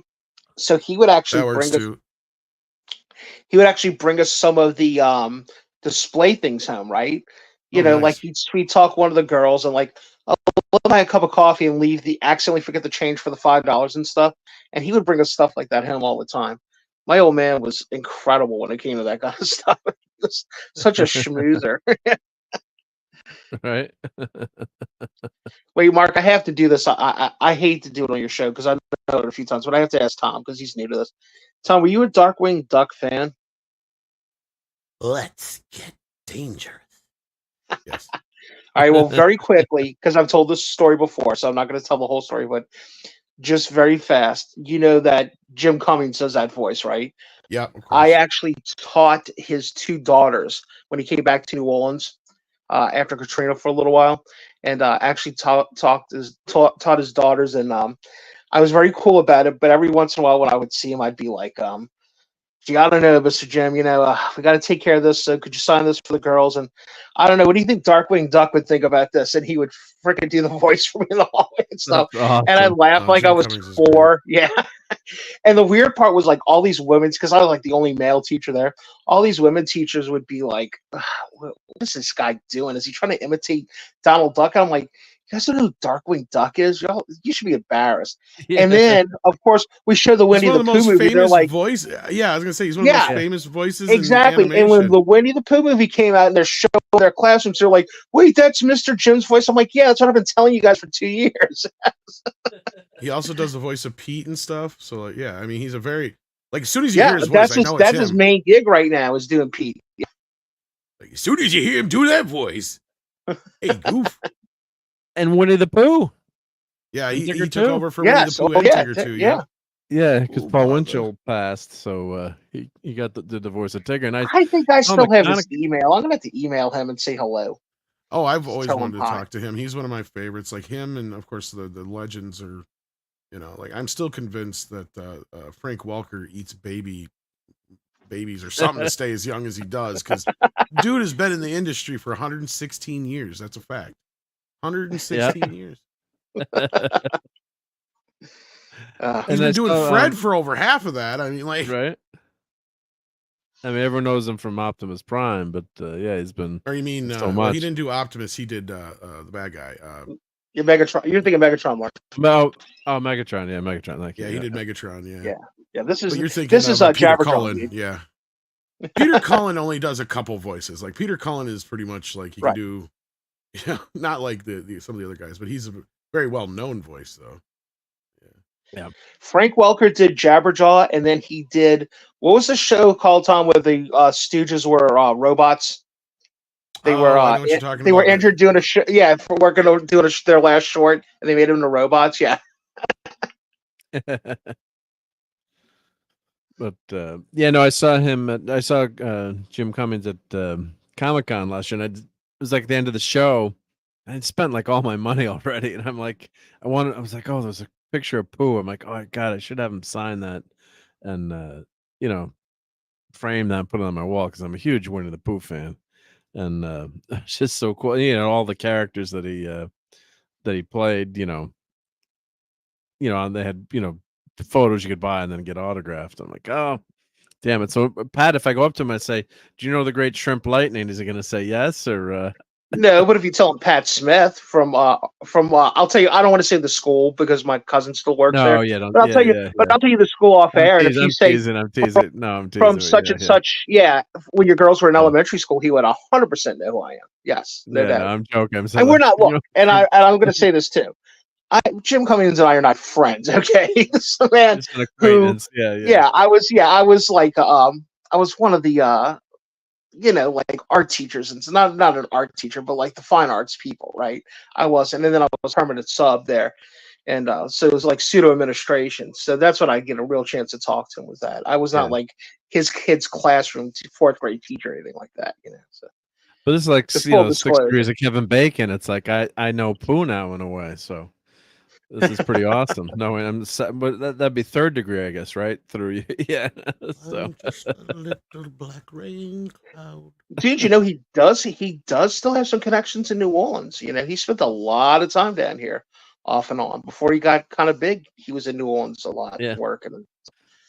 Yeah, but it's just he's an iconic voice actor. If you look at his IMDb, I mean, just all the voices he did. I mean, just amazing. I mean,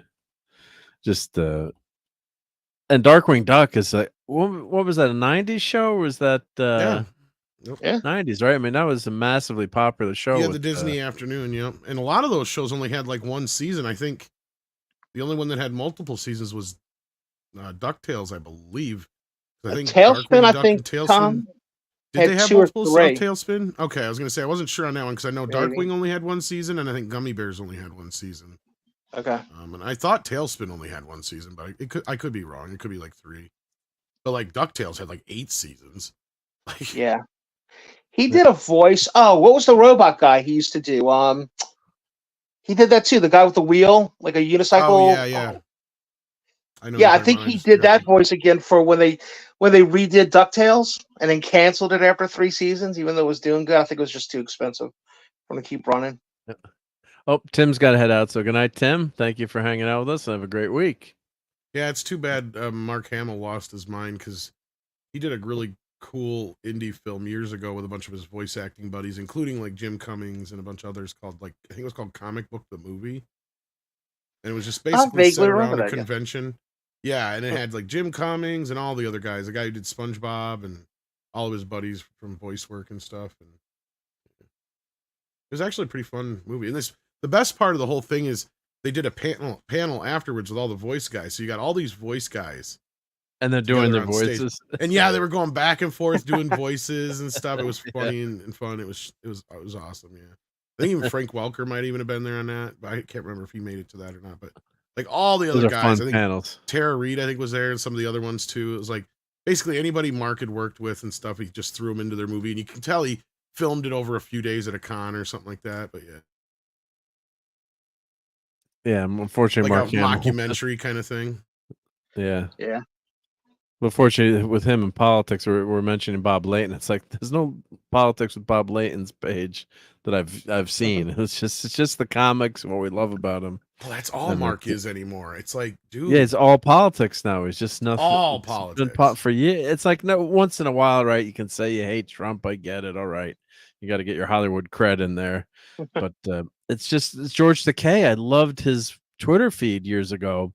It was so much fun and all the jokes and. Then it just went all politics. It's like, I'm a political junkie in real life, I guess, and involved in stuff. But when I come on here, I just want to hang out with my friends and not talk politics. I mean, if you're not doing a political, I guess if you're doing a political show, I could do it or would do it. But we're here to talk about things we love, and like the great comedians Jim like Bill Cummings. Maher have always been political and such. Like those are different people. Like that's a different situation, but like even like the thing with Tenacious D bothered me, right? Because Jack Black went and did that thing at the at the DMC thing or whatever, but that's not the point. They have never really been all that political in their comedy. I think the closest thing you can get to it was somebody pointed out. It may even been you, Pat. Was the City Hall song because somebody did on one of these late night shows. I was like, oh yeah, I forgot about that song. But otherwise, they have never really done anything remotely political before other than that song, and even that is kind of just this is what we do if we took over City Hall kind of a song. You know what I mean? Like right. It was vague. It's not like it wasn't like straight up like F George W. Bush and all this other kind of crap or something like that. It wasn't like anything like that. Remember when people really hated George W. Bush? And even then it felt like even though they hated him and they goofed on him a lot, he still got treated with at least some respect, right? Like yeah. And hail to E. Clay. How's it going, E. Clay Thomas? I mean, lately now, not to go off on a bencher, but it's just, otherwise I did get some geeky stuff this last weekend here, once we get past this Jim Cummings. Yeah, we'll just show some of Jim Cummings' bio here. We see he grew up in Youngstown, Ohio. Sooner or later, he moved to New Orleans. There he designed Mardi Gras floats. Gras or Gras? I can't say it. Probably with the right accent, but was a singer, door-to-door salesman, and Louisiana riverboat deckhand. Then Cummings moved to Anaheim, California. What's in Anaheim? And he started his career playing Lionel from the program Dumbo's Circus. Yep. So let's see. Oh God, I love that picture of Tigger there. That's the Christopher Robin movie. Just love the original design of the. That's kind of merges the old and new. The original artwork. Now it's in public domain. Yeah, it was a good movie. Yep. So let's see what his credits are. So he's got. He's just been in everything. We're going to be here all day long. We'd be here all day. I was going to say he was. One of the reasons he was here too, Mark, in New Orleans, was because they were filming the Princess of the Frog. And they were doing stuff, and they did a big premiere down here. Yeah, because it was Let's just see what his first credit. First couple of credits. He started Scooby-Doo, and Winnie the Pooh, and A Day for Eeyore. Oh my God, that short was just so good. Yeah. He was also in Transformers, it looks like, too. Let's see it. I shouldn't have done back. Oh, come on, IMDb. Why are you doing that to me? Oh, IMDb sucks ever since it sucks. Dude, you should always go to Wikipedia for this. The page never jumps. Yeah, it's better. Yeah. He played Afterburner, Ripper Snapper, and Sharktons. Yep. 3 episodes. Dude, who did he do on Ghostbusters? He was in the real Ghostbusters? Doomsday Door. Yeah. One. Oh, dude, I remember that episode. Okay. All right. Flintstone Kids. A Snork. Snork. Let's see. Further Adventures of Super Ted. I have no idea what the hell that is. I'm surprised he only did one voice in Roger Rabbit. That's kind of surprising. Well, that's right. Just Fat Cat on Chippendales. Yeah. Chippendale. Yep. Bunch of voices. Jack. Monterey Jack was his other big one that everybody. Yeah. That it's got a lot of episodes yet. Gummy Bears, you mentioned that. Yeah, Tailspin, 48. New Adventures of Winnie the Pooh, which I started rewatching again. I'm trying to find the episode where it's like Tigger does LSD. It's not so fair. But he doesn't, but he just goes on this dream trip, and it's like obviously Kind of like when Pooh saw the pink elephants. Yeah, and it's like I remember watching. All right, everyone's gonna think Pink this is Huffalumps, insane. I should say, not The Huffalumps and Woozles. Yeah. Back in the when this was out, when this series was out in the night, I was in college back then, so I remember sometimes I'd record the Pooh episode on VHS in the morning, like we'd be drinking beers, we'd watch a movie, and we'd like, all right, we're gonna watch the episode of Pooh that was on this Saturday morning. We had a couple of friends who were big Pooh fans. Don't tell anyone. And we'd be like drunk watching Winnie the Pooh. You must So, have yeah, been a he was huge great. ladies' man in college, dude. You Oh, must have he's all massive. kinds of chicks. Well, this was back in the summer. We do this in the summer at home with my friends from town. Yeah, that wasn't in college, but yeah, this was in the summer. We remember for a while we were doing that, watching the episodes. And there was one episode where Tigger, I swear to God, it was like this dream trip. I'm like, this Tigger on drugs in this episode. I started rewatching it because I don't know what the episode is, but I know I'll get to it and eventually be like, that's the episode. So that's whatever you do, Pooh, don't eat the brown ones. Goof Troop. Yeah, of course. 76 episode. Yep. And of course, Darkwing Duck. Oh yeah, Goofy. The Goof one that also had multiple seasons. The Goof Troop was a pretty popular one for 76. Oh, yeah. Goof Troop was huge.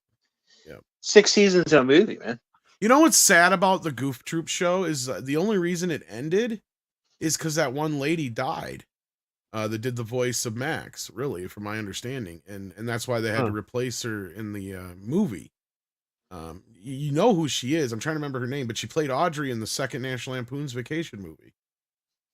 Oh yeah, Dana. Yes, Dana. Barrett, Barrett, something like that. Yeah, Dana Hill. No, yeah, Dana Hill. No, I'm mixing her with another. That's right. Yeah. Yeah, dude, she had like type 1 diabetes since she's a little kid. Yeah. Yeah, she sadly passed away, but she did all like the voice of Max and yeah. Joe Piscopo was in that one, yep. So let's see. We'll finish up his career with the big ones. Yep. Sorry, that so, was yeah, a little Darkwing. No, it's great. Yeah. No, it's great to yeah. Wild West Cowboys of Moo Mesa. That's 26 episodes. Let's see. Bonkers. 65. Oh, that was short-lived. That was basically the Roger Rabbit series. Okay. They didn't do. It was supposed to be Roger Rabbit, but yeah, they couldn't work it out with. Well, Amblin owning part of the rights to Roger caused a problem, I guess, or something like that, to where they just said F it and came up with a show that was basically the same concept. And I'm pretty sure it's set in Toontown, if I remember right. Well, so yeah, 65, quite a few episodes, but sometimes so it's like loosely connected to Roger Rabbit, yeah. Like a spin-off, you could say, right? Don't pass up Batman the Animated Series. He was in 3 episodes. Go back and look. You'll see who he was in a second. Oh, yeah. I went too far. Oh, can't say. Yep. Saunders, Tigers, Zugard. Yep. And then we got FF. He was President Bill Clinton. Votan / Curtis. Oh, wow. I forgot they had Clinton in one of the episodes. Really? They actually had a real president, not just a fake one? Yeah. Oh, 94. Yeah. Remember they used to do that all the time with like Reagan and stuff. It was like no big thing. Oh, sure. Doing it seems. Yeah. Like. The Animaniacs. Remember the Animaniacs had Bill in the title cards. You know? Well, yeah, Animaniacs. And then it would be different, right? And then they would be interviewing and then Reagan would show up and just do his bit. And he thought he was on. They were making fun of Nixon, right? So they had him on a laughing kind of thing, but it was Reagan instead of Nixon because it was Yeah. I don't know if they've ever been able to do a show quite like Animaniacs, and I don't know if they ever will again. I can tell you this: the one that they made that's new sucks. That's what I've heard. That's kind of what I was going to say too. Is I've heard they can't even do it anymore. Yeah. The youngest dude is a huge old Animaniacs fan, and I tried to watch it with him, and he was like, ugh. And he loved the new DuckTales, but the new Animaniacs fell flat. Tried too hard. That's what they did. They tried too hard. I adored it. Tasmania, 65 episodes. This is all in the 90s. Too. Yeah, he does all the Jungle Book stuff too. He's a good Shere Khan, man. He's got that voice down. Turtles, Aladdin. Do you like Turtles, Tom? I do like Turtles. I like Turtles. It's funny because that'll segue into the things I got to show. Ooh, has anybody seen the new? Has anybody seen the new action figures? Ugh. They were actually. I got them. That's funny. That's what I. one of the things I was going to talk about. But Did you really? Cool. Oh, come I on, got Tom. them as a You look gift from awful, Yellow dude. Flash. Actually, I don't know. I think they look okay. You like the glasses, and turtle glasses. That works for you. Specs. Are you talking about which ones are you talking about? Are you talking about Mutant Mayhem, or are you talking about the remastered versions of the old ones? No, I think No, dude. I'm talking about the Mutant Mayhem, the new cartoon. Oh, nobody cares about those. Those aren't turtles. Okay, I was just wondering. I'm like, I'm not going to be Tom. Those are a strange awful. I don't know what fever he's dream talking that we just about. have to get past. Eventually, it will be over. That's true. Like every other incarnation of the Ninja Turtles, it does pass. No. Yeah, no. Yellow Flash sent me the remastered versions of the original Playmates toys, where they have like the new textures and they basically made them look like the old when they did what do you call it when they do a maquette or whatever of a toy. What do you call it? Oh yeah. I know. What you're talking Like about. a statue, you mean, or just a statue of a toy, or no? When they first come up with a concept, I'm trying. There's an actual word. the prototype. Yeah, prototype. they're Thank you. prototype turtles. Thank you. Yeah, Yes. yeah. I kind of like Ninja Turtles too, Tom. Believe it or not. I can't find them though. I found some of the weapons, but I can't find my turtles, and I can't find my DC. My DC superhero toy, and they're in a box somewhere. You know, I'm just trying to. Oh, I was a Mask TV series, Superman. Yeah, I'm forgetting some of these shows. My God, that's the. I'm going to scroll faster now, but 101 Dalmatians. This is all in the 90s. Did the guy take a day off?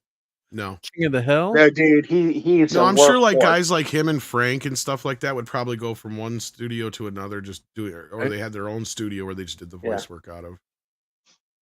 Mickey and Mouse, all day long they would just sit there and do he's it. He's a fantastic artist. Baldur's Gate too. Oh wow. Oh yeah, his voice. Once you get to know his voice, you hear it instantly. It's pretty recognizable. Yeah, great voice. Yeah, Pepper. And this is I'm up to 2000 now. I'm just scrolling fast. Yeah, this is the great Jim Cummings.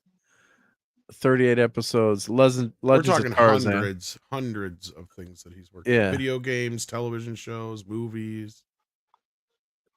House of Like Mouse. if you ever need a tough guy voice, he's usually the guy to go to. Kind of like how Frank Welker's the guy they usually go to if they need like an animal for some reason. He's been since forever. Yeah, Frank Welker actually has like dog in back room. Where he just comes like one of his first credits was doing like the bull for the Looney Tunes cartoons. That's what I'm saying. He's been around for like 116 years. Yeah. Like, I'm not kidding. I mean, he had to be a kid when he started doing like Fred and stuff. You know what I mean? Like he had to literally just be a kid. There's no way. My Friends Tigger and Pooh, 2007 to 10. I never watched that one. That's a real kiddie one. I remember there was a short-lived live action Winnie the Pooh show with puppets. My kid loved it. The kids loved it. Yeah. My kid did. It came out when he was a little kid. Yeah. Yeah, he does voices in Grand Theft Auto. Everything. High Fructose Adventures of Annoying Orange. I remember Annoying Orange. Yep. Elder Scrolls Online. This is taking a long time to scroll. We're just finally getting to the last 5 years now. Powerpuff Girls. Yeah. Elder Scrolls again. Transformers. Robots in Disguise. Adventures of Puss in Boots. Star Wars Rebels. He used to do the movie voice guy stuff all the time too, once in a while. Like in the world, things go crazy and mad, but in this world, see, that's a pretty good Peter Cullen right there. Yeah. In a world where worlds don't exist. Oh, it was in Galaxy's Edge. In a time when time didn't exist. Curious George. Wow. That's a long Yes, it is Jim Cummings we're discussing. Yeah. And I mean, Disney was when did Disney have Britney Spears and Justin Timberlake that and oh God, that was the revamp of the 90s, or was that the 80s? That was massively that was like the early 90s because she I was gonna was say earlier 90s, maybe late 80s, because that's when I started watching, and I vaguely remember her and Justin. But so it had to be late 80s, early 90s. Yeah, I mean, imagine all the stars they had from that show. But Disney was Disney. Back then, the Disney Channel when you had it on cable, I think it was not the streaming's not doing so well now. But that was I remember with my kids would watch the Disney Channel nonstop. I mean, it was just most popular thing. High School Musical. It was basically HBO for kids. Like I mean, when it first started. So I remember you actually had to subscribe to it. So I remember like my aunt was one of the only people I knew who had it. And like they didn't show any commercials. It was all movies and like the Mickey Mouse Club and some of their shows and stuff. The only thing they did that I didn't like is they would show, even though they wouldn't have commercials, they would generally only show the television cut of certain movies, right? Like none of their movies had to be cut. Oh like, yeah. Yeah. Like when they showed Goonies and stuff, that was the first time I ever saw the TV version of Goonies where they had the extra footage with like the octopus and all that business and stuff. So like, yeah, there was that, but like all the swear words were cut out. Yeah. And then about, what was it, like early 90s, I think it became just a regular cable channel. Then they started just showing regular commercials and everything then. I mean, it just a huge stars came out. I mean, of course, Annette Funicello, but like that for the new generation, Justin Timberlake, Britney Spears, Ryan Gosling, Christina Aguilera. Yeah, I remember Ryan being on there too. Yeah, Lisa Whelchel from The Facts of Life. The Facts of Life. You take the good, you take the bad. Oh wow, some big. So that show had a real uptick, or real surge in popularity. Back then. Well, it was the new Mickey Mouse Club, I think. Is the new one, yeah. And the 50s, well, the 50s, that was, my mom would watch that. She said, that was 1989. I knew it had to be at least 89. Okay. Yeah. So 55, revived in syndication, 89 to 96. So yeah, Ryan Gosling. Okay, that's him, right? Yep. Yeah. Justin Timberlake, Christina Aguilera. I mean, talking massive stars now too. Carrie Russell was on. That's right. Carrie Russell was on it too. Yep. Wow. Felicity. Yep. JC Chases. Yeah. From NSYNC, right? And of course, this perfectly segues into Deadpool and Wolverine, right? Bye. It's like, well, yeah, and that movie or that song jumped up the charts again. Yeah. Right. Nikki DeLoach. Let's see. Group. Yeah, these people I don't know, but is he in sync or MMC? Lisa Welch, yeah, Facts of Life, yep. That's awesome. So it's just fun stuff, but yeah, it's So yeah, Flash sent me a turtle box. Mostly, it had the new remastered version, but he also sent me this. This was kind of a surprise. Oh wow! Let me take the comment off so we can see a graded version. Wow, that's awesome. The first Archie TMNT adventures. So like what this is basically nice. Yeah. After the TV show started, Archie Comics got the rights to do comics of them. So these aren't like the original comics that they did for Mirage. These are based off the TV show. So they did like a couple of issues that were like a couple of episodes. Okay. And then from there they just started doing their own thing. Like it starts with like, I can't remember which this one is based on, but they had this, and then they did the Incredible Shrinking Turtles and a couple other ones. I think this is actually the Shredder Splintered or something like that. It's just been a year since I've read them, so I don't remember which. But they did like 2 or 3 episodes of the show they adapted, and then from there on they just started doing their own thing, and it went batshit crazy. And I shit you not, at one point the turtles are traveling through space in a cow's head. It gets weird. But then I had another turtle thing, like for years. I think you guys know me well enough to know I'm really into like the Topps cards growing up and stuff like that. Yep. So for years I tried to get the third film, but they were harder to find for some reason. And they were so hard to get that to even get a set of them was like usually $100 some. And I actually managed, somebody had it on eBay, an entire set. Nice. And they were only selling it for like $20 some. I'm like, I can't not. Snag. Yeah. No way. Cause normally, I mean, I'm serious. Like to get if you can even find them on eBay, right? Like they're very rare to come across. And then, sometimes you get lucky with that, with someone, it's not an item that, people are looking for, but, sometimes you can someone puts it up and has no idea what the value is. That was like a comic book shop and he's just trying to move some old merch or something like that. Yeah. Like you said, it's a niche market for maybe cards. The turtles are hugely popular, but, collecting cards and, sometimes you can get lucky. But I know it's kind of hard to believe, of all the Ninja Turtle cards, TMNT 3 are the most valuable ones because They didn't. It had to be just because they didn't produce as many and they weren't as I was popular. going to say, so not as Tom, many I people bet if had we them, looked at and- the timeline, it was when they were start kind of phasing out the movie, because it's like one day it was just like you couldn't find movie collector's cards anymore. They just stopped doing them, It went out of And style, right? Yeah. yeah, so it might have been around that time where they were kind good at of. This is also when they were in the shift. They went from just the standard to where you could go buy, just about any of them for like 50 cents or a quarter. I remember Correct. that's basically where my era was. When I started buying them, they were a quarter to buy a pack of them. And by the time I finished, I think it was like 75 cents to buy a pack of them. But then I remember I kind of fell out of it during my teenage years. And then I remember the first time I ever kind of looked back again at cards, I think I bought a few of the Independence Day and Phantom Menace cards, but I never completed the set. It was just like, I just bought them as kind of just a lark, just to take a look. But then I remember years later, now you can go out and buy the sets, but on eBay and stuff. But I remember X-Men and a few other ones had some cards and a few others, but Ninja Turtles and Flintstones, I think were one of the last ones I remember collecting at that time. Right. And even then, I never finished. Oh, I did do Beavis and Butthead. Beavis and Butthead came along about 1996. Those were pretty popular. That's a card set too that I haven't been able to get my hands on, and it's not cheap. No, nothing Beavis and Butthead is.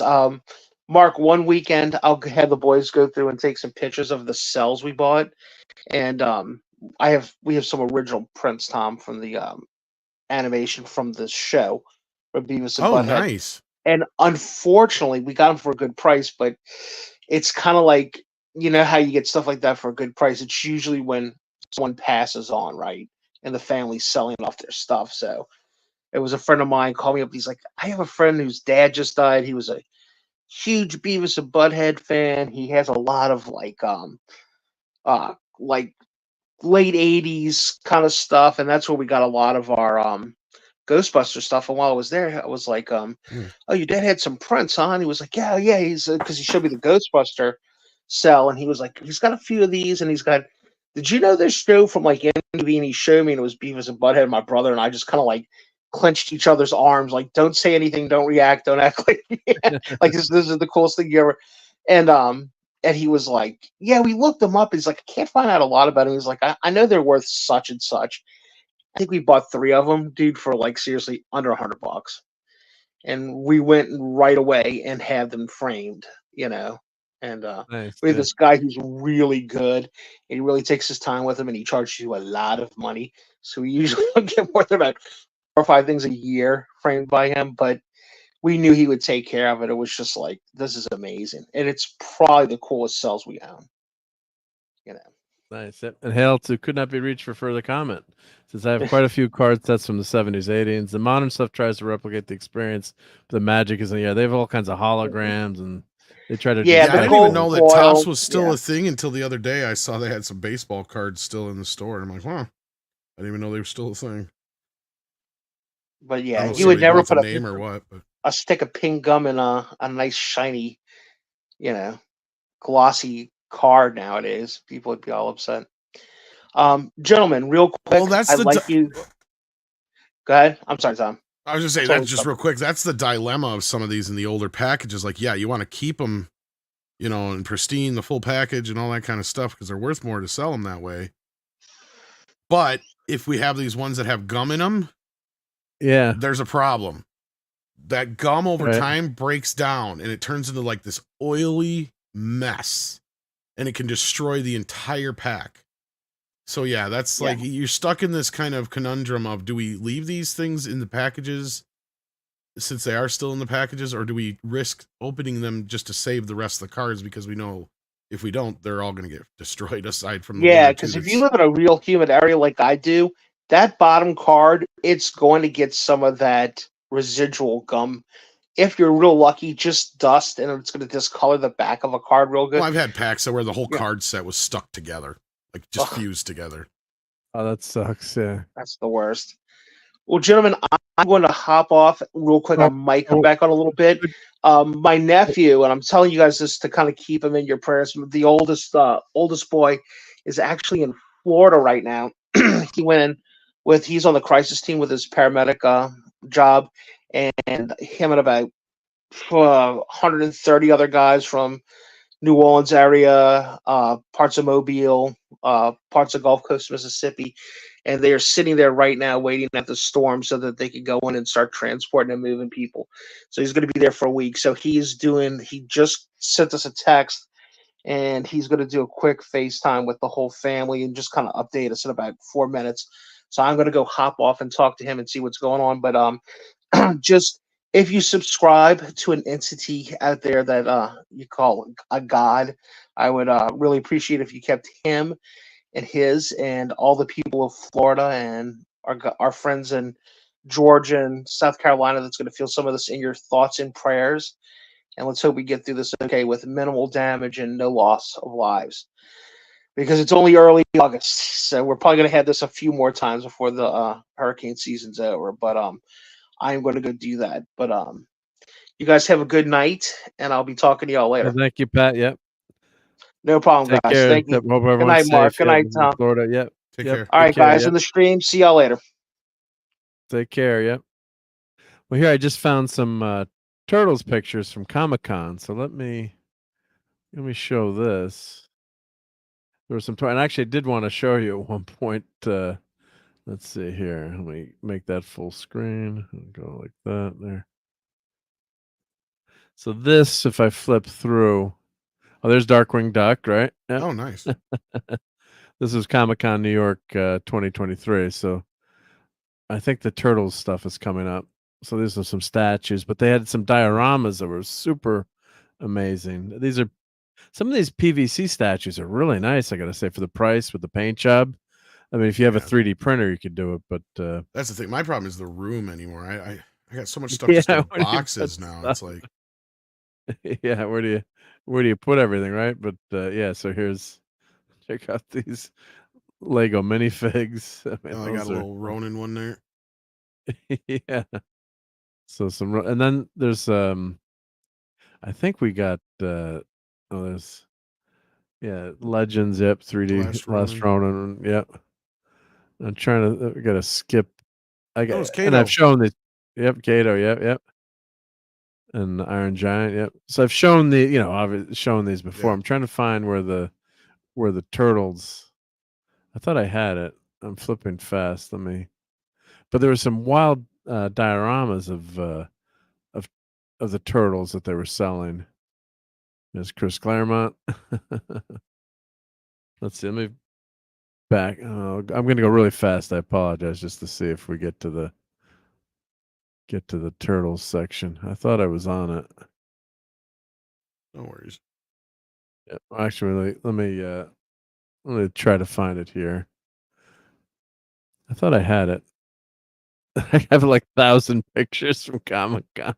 So it's like, where did the turtles pictures go? But yeah, the toys are just for a collector, it's so much fun to be able to see all these toys. And God, it's like, what am I going to buy? Like you said, it's like I have so little room left. It's where do I put the stuff? Or like, I want to get that new Enterprise, the 1/350th. It's like, where do I put that damn thing? It's like, where would it go? There's no room left yet. Yep. Where is that turtle?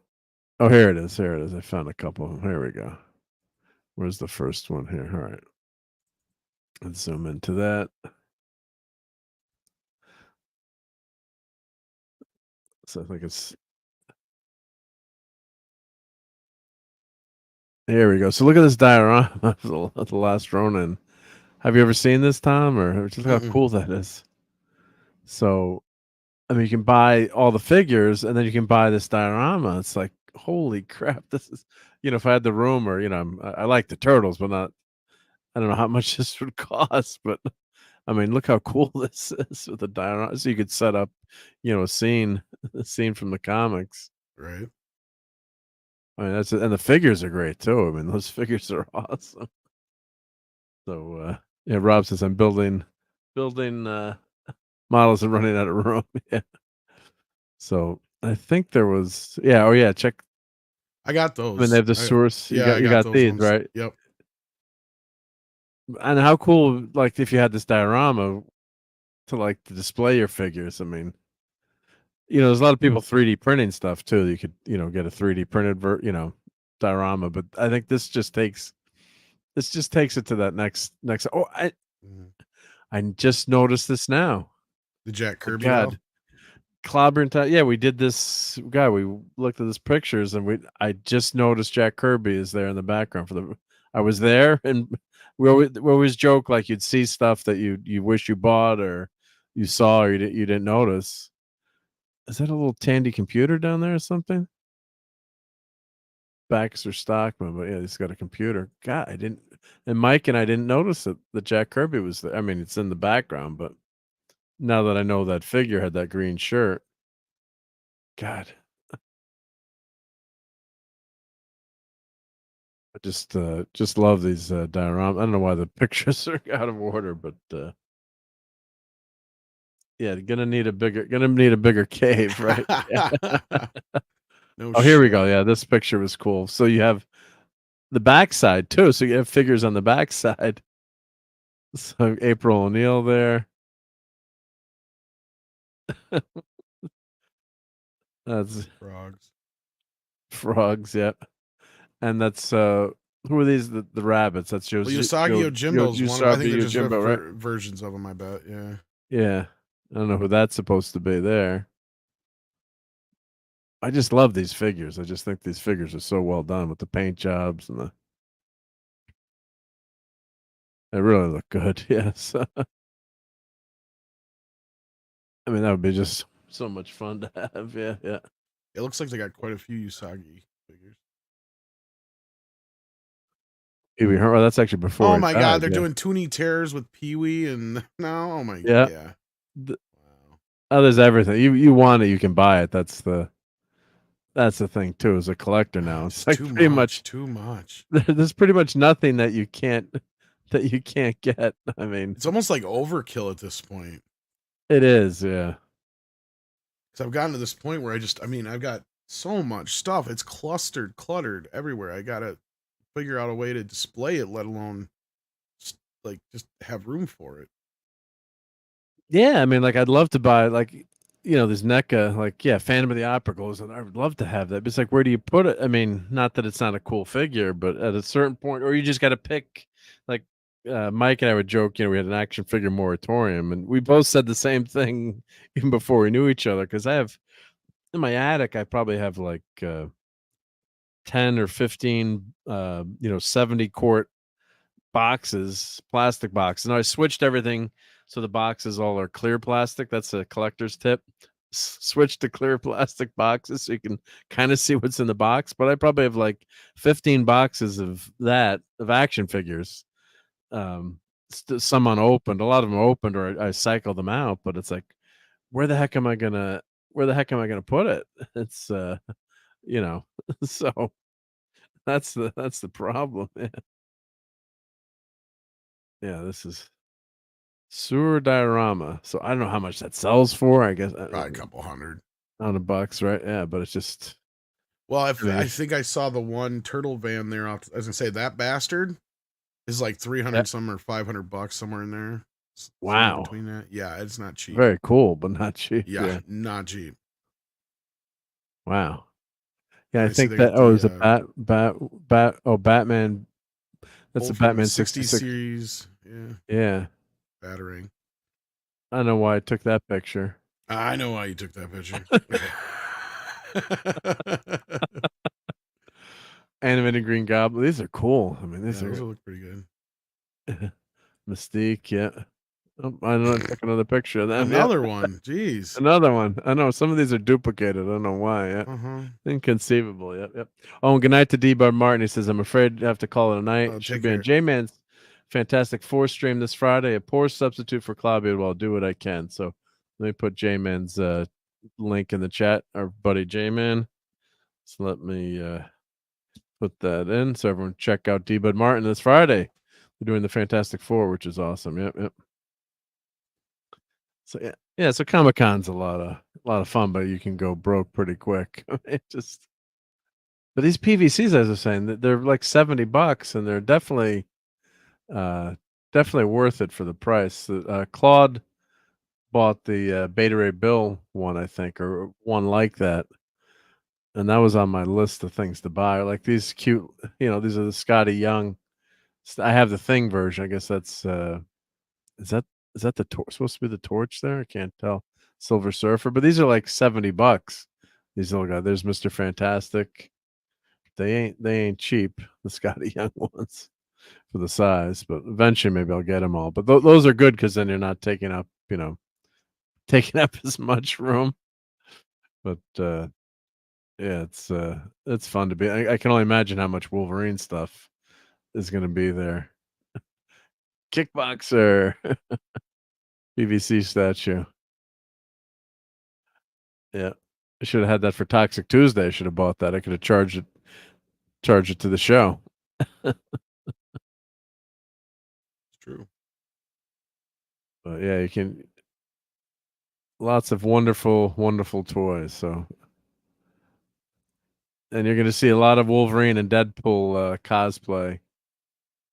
I haven't seen this Annihilus yet in Marvel Select. That looks really, really well done. There was an old school Eagle, an old school Wolverine in here. That oh, that's a great figure. Marvel Select Classic. Okay, yeah. Oh, I think what happened when I downloaded these, they doubled up the photos, but yeah, the shutter got stuck, right, Mark? Yeah, definitely did get stuck. Yeah, I hate it when that happens. It's horrible. It's horrible.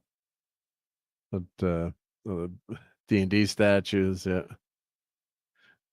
Let me find the. There was one classic Wolverine. Let's see if it sticks out. If I can see what the. I mean, we're just gonna be inundated with Wolverines at Comic-Con next year. I can only, and Deadpool's. I can only imagine. Yeah. So when you went to see Deadpool again, was it pretty crowded, or I mean, still raking in the bucks? I mean, right? Yeah, actually, I saw it at my local where I grew up theater. Like as a kid, it's where I spent almost every weekend going to see movies. And somebody wanted to go see it, so I was like, "Free movie, sure." Yeah.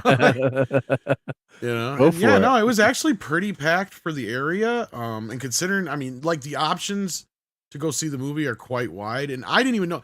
Like, I'm pissed at Google right now. I think Google has it set up to where, since I have an AMC that's technically closer to me than the AMC IMAX, it did not show up that there was an IMAX and IMAX 3D showing of the movie near me, or at least within my vicinity, let's say. Oh, that sucks. And I didn't know about it until I was actually in the town that the IMAX was in the other day. And I was pissed because I've been wanting to see it in IMAX 3D. And they didn't tell you that it was available. It didn't pop up for 2-3 weeks now that theater had the movie. I thought they didn't get it because the other theater got it. And there used to be that deal where theaters within a certain mile radius, you couldn't have it more than one theater. So I thought, okay, so I just didn't have a choice. It was the Marcus Theater getting it, not the AMC. Oh no, AMC had it in all this time, but Google it wouldn't pop up on until I was that much closer to the town. So what the hell is that shit? I don't care. It shouldn't regulate that stuff. If I keep saying show me more, like in Greece. Yeah, show everything. Well, tell me more, but you know what I mean. Tell me more. Yeah. This guy did a great Wolverine cosplay, and he's got the muscles to back it up too. Oh, nice. So, yeah, so this was Comic-Con, so we're gonna be seeing a lot of that stuff. But yeah, that's annoying. Yeah, back in the day we had the you just had the movie theater. You'd look at your paper, right, to see what movies are playing. Right. But now you rely on Google and the search engine to buy tickets. So yeah, I don't go to see the paper anymore to see what movies are playing, right? I don't even think the paper carries it anymore. Do they even have it? Probably not, right? I mean, does anyone? We subscribe to our local paper. I remember that used to be Friday morning used to be my favorite besides Sunday morning as far as papers go, because Friday morning I'd pop open the paper and there was always 1 or 2 pages, depending on if it was summer or just regular time of the year. If it was summer, there's usually 2 full wide pages of movie ads. what was playing, right? Yeah. Yeah, and I would love it because I would go through all the movie ads and the ones that I would love, I would clip out and stuff. Like, well, here I got this thing shared in the background here. Oh yeah, let me show that. Go ahead and here's an example of what I was talking about. You used to get like Yeah. full 2-page ads of this stuff, right? Yeah. And look how good that year was too, right? And this is just Return of the just Jedi. a random week in '85. summer. Yeah, It's got to be the summer, probably, right? I'm I guessing. think so. or- Probably, yeah. But you got what do you got here? It's great, of course. Return of the Jedi, Porky's Revenge, Mask did Cher get an Oscar for Mask?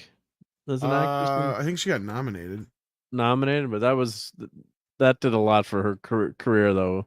You got is that the Rocky? Oh, Friday the 13th Part 5. Okay, New Beginning. Yeah.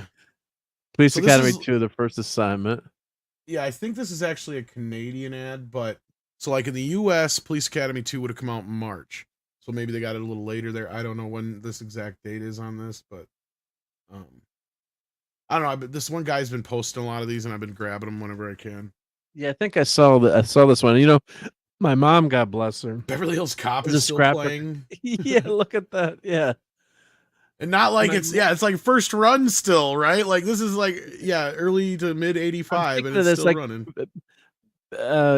Eddie Murphy's I shouldn't say a nobody, but he's not a star. Then he's maybe SNL. Well, this is the movie that made him a big star. That made him, right? yeah. So that they even got Return of the Jedi it must be a re-release because this is '85.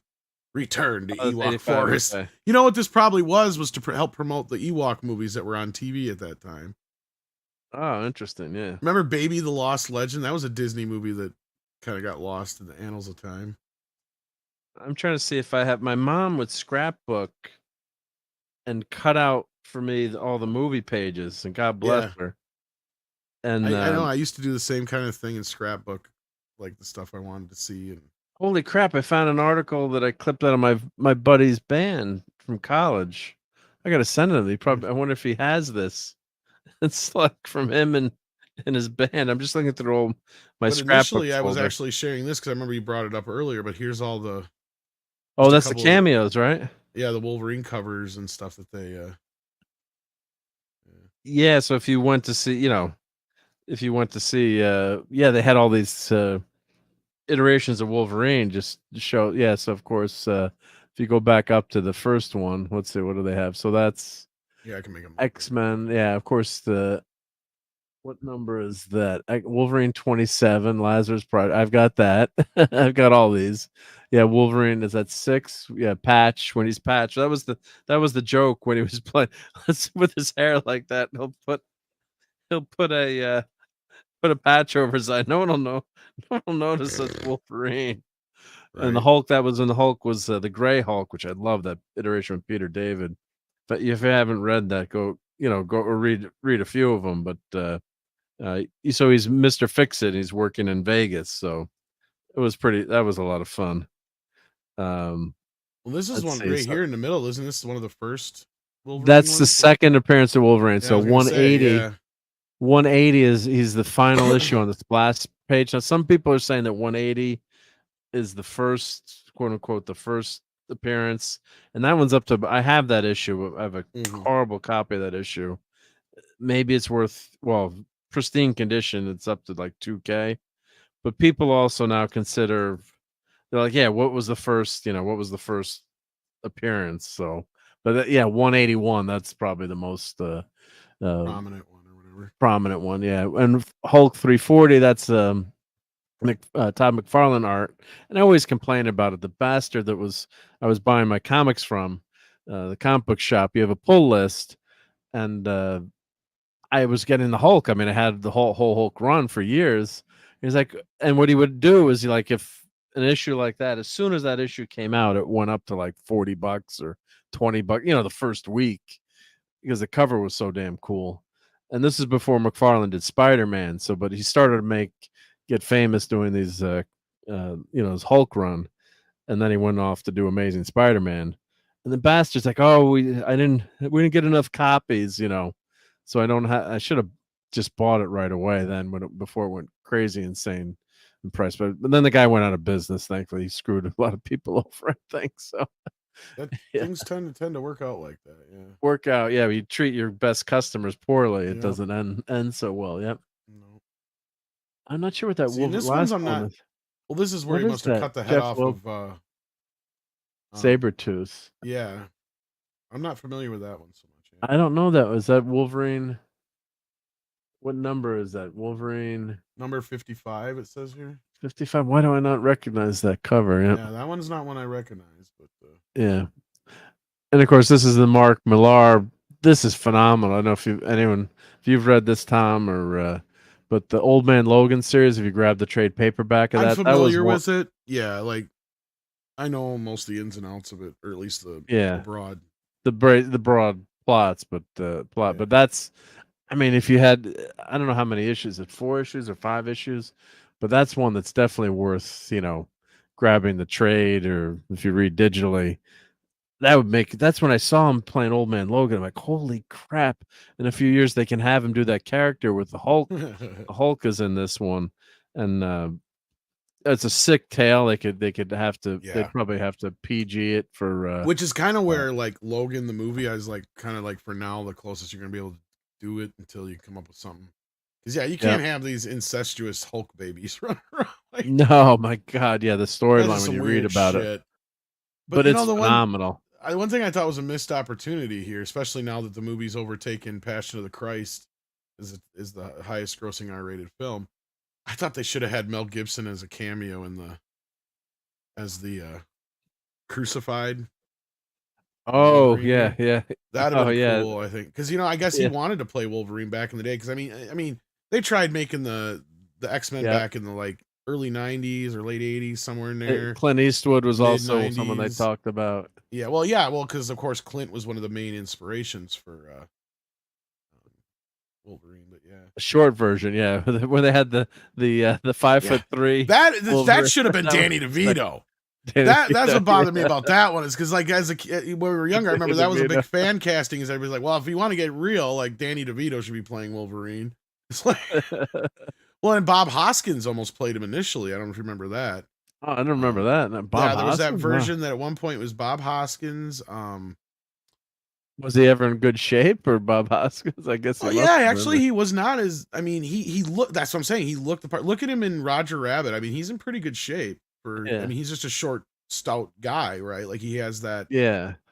And then I'm trying to remember who they had up. They were trying to chase down. I remember for the longest time they were talking about Danzig to play Wolverine, but I think they realized he probably couldn't act.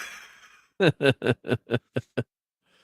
that's the thing. Years they tried getting an X-Men movie off the ground before Bryan Singer finally did it.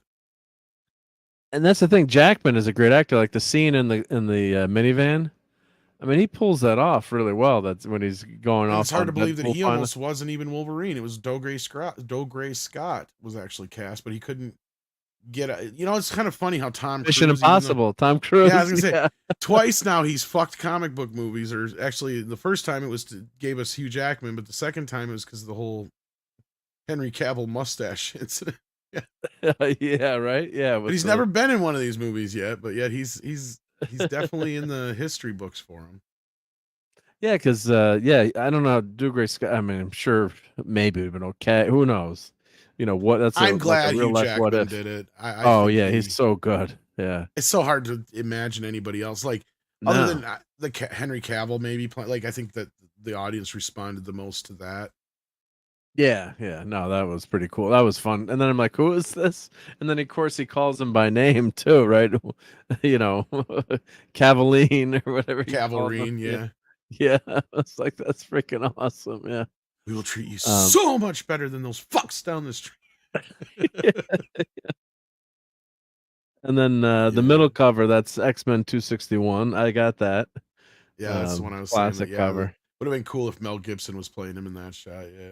Yeah, and then the last one is the Age of Apocalypse saga, and that's where Wolverine gets. How his did hand he lose cut his off. hand? Yeah, I don't. It just gets sliced off, and the healing factor, I guess, doesn't. I've read that book. I'm trying to remember who cuts his hand off, but yeah. So there's they hold the whole 8. That was a really cool crossover. Sometimes these crossovers you get pissed at them, but that one was really cool. So it had all kinds of alternative versions of the figures.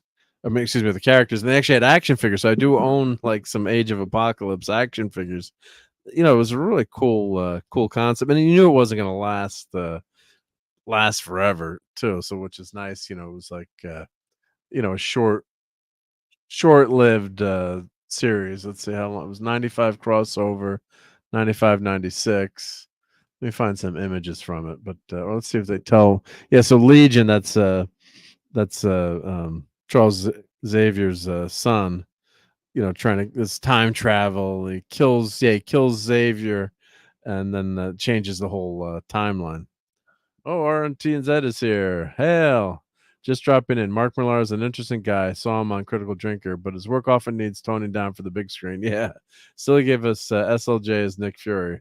Live long and prosper. Well, we got to play some cool stuff for that. So thank you, RNT and Z across the other side of the world. Let us play. Let's see here. Yeah, find something. We'll hear about some nerds. Get those nerds! Nerds! Nerds! What? Groovy. You're a dumbass. Well, double dumbass on you! Would you like some toast? Some nice hot crisp brown buttered toast. Like your heart, Dan said. But yeah, so this was 1995, 1996. So yeah, this is definitely worth reading. And here, let me show some of the covers from that. But yeah, it was just such a cool, that was like such a cool inside joke to comic book fans. Half the people in the movie theater probably didn't get that. But then a bunch of us were going nuts. We're like, wow, they got all these covers, all these classic scenes. Almost feel like there was more I wish they had gotten in there. I wonder what actually made it in the movie compared to what they didn't get in. Yeah, you wonder, right? Yeah, I'm sure the cutting room floor has got some cool stuff. Yeah. Yeah, I hope there's a little bit like they did with part 2. I hope there's kind of like an overindulgent cut for this on video. Yeah, so Wolverine was I extremely. didn't even like part 2, but yeah, sorry. Anyway. Yeah, you didn't like the kid, right, in part 2. No, and I'm gonna rewatch it because I just rewatched the first movie before I went and seen the second or the third one the other night again. And it's just like, damn, this is just such a good movie, and it just clips along, hour 45 minutes, gets to the story, doesn't waste any time, no fat, great.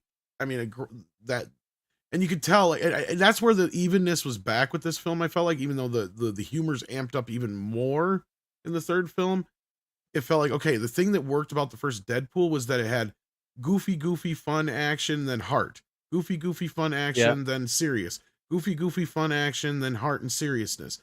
And that's kind of where this movie, again, to where the second film had this very cynical thing about it, and I don't understand. And I know everybody said I was being like negative. It's like, no, I'm reacting to the way the movie made me feel, right? Like, that's what I don't think people get about me when I review films, but yeah. Well, I was gonna say I just rewatched it too, and then when you had mentioned you didn't like the kid, I'm like, I didn't pick up that much how annoying and of a jerk the kid was, but I think maybe that kind of was the point. And Deadpool is. And again, it's part of the writing. I gotta watch it again. It has been a couple of years since I've seen part 2. It really turned me off. I was really disappointed by it. And it also bothered me. I mean, really, it set me off with a bad taste with the whole killing of Vanessa to begin with.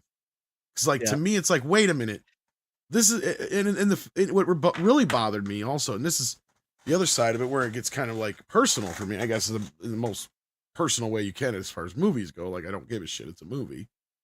But I mean, at the end of the day, it's like where people are like, well, it's fine. There's nothing wrong. I was like, no, bullshit. I'm like, she's back at the end. I'm like, yeah, well, bullshit though. This is the same kind of thing they do to all these other characters. He spent the last movie saving her life, right? Like, the whole thing had to do with her. So then you turn around and you kill her in the first few minutes. Like, what? Yeah, and then they make a joke about the glad I didn't have to use the spatula, right? or the spreader. Yeah, and then he goes back and when he sharpens it, he doesn't miss it. But I mean, that was it was all a joke. That, Yeah, I mean, they yeah, made into sure. a joke too. Because characters are usually invincible, right? Well, main because character that was like part that. of what bothered me about this new one going into it, or afterwards seeing it the first time. Was like, one of the nitpicks I had is I didn't like how the relationship played out between him and Vanessa. In this one, I didn't understand why they were broken up. Well, that was because the first time I saw it, I think I kind of mixed it up a little bit. Where this time I saw it, I realized, oh, he broke up with her because he doesn't feel like he's good enough. She never said any of this shit. He pushed her away. See, that's where I guess I didn't grasp that the first time I saw it. I just kind of saw it as like, why did you turn her into like, why should she care if he's a superhero or not?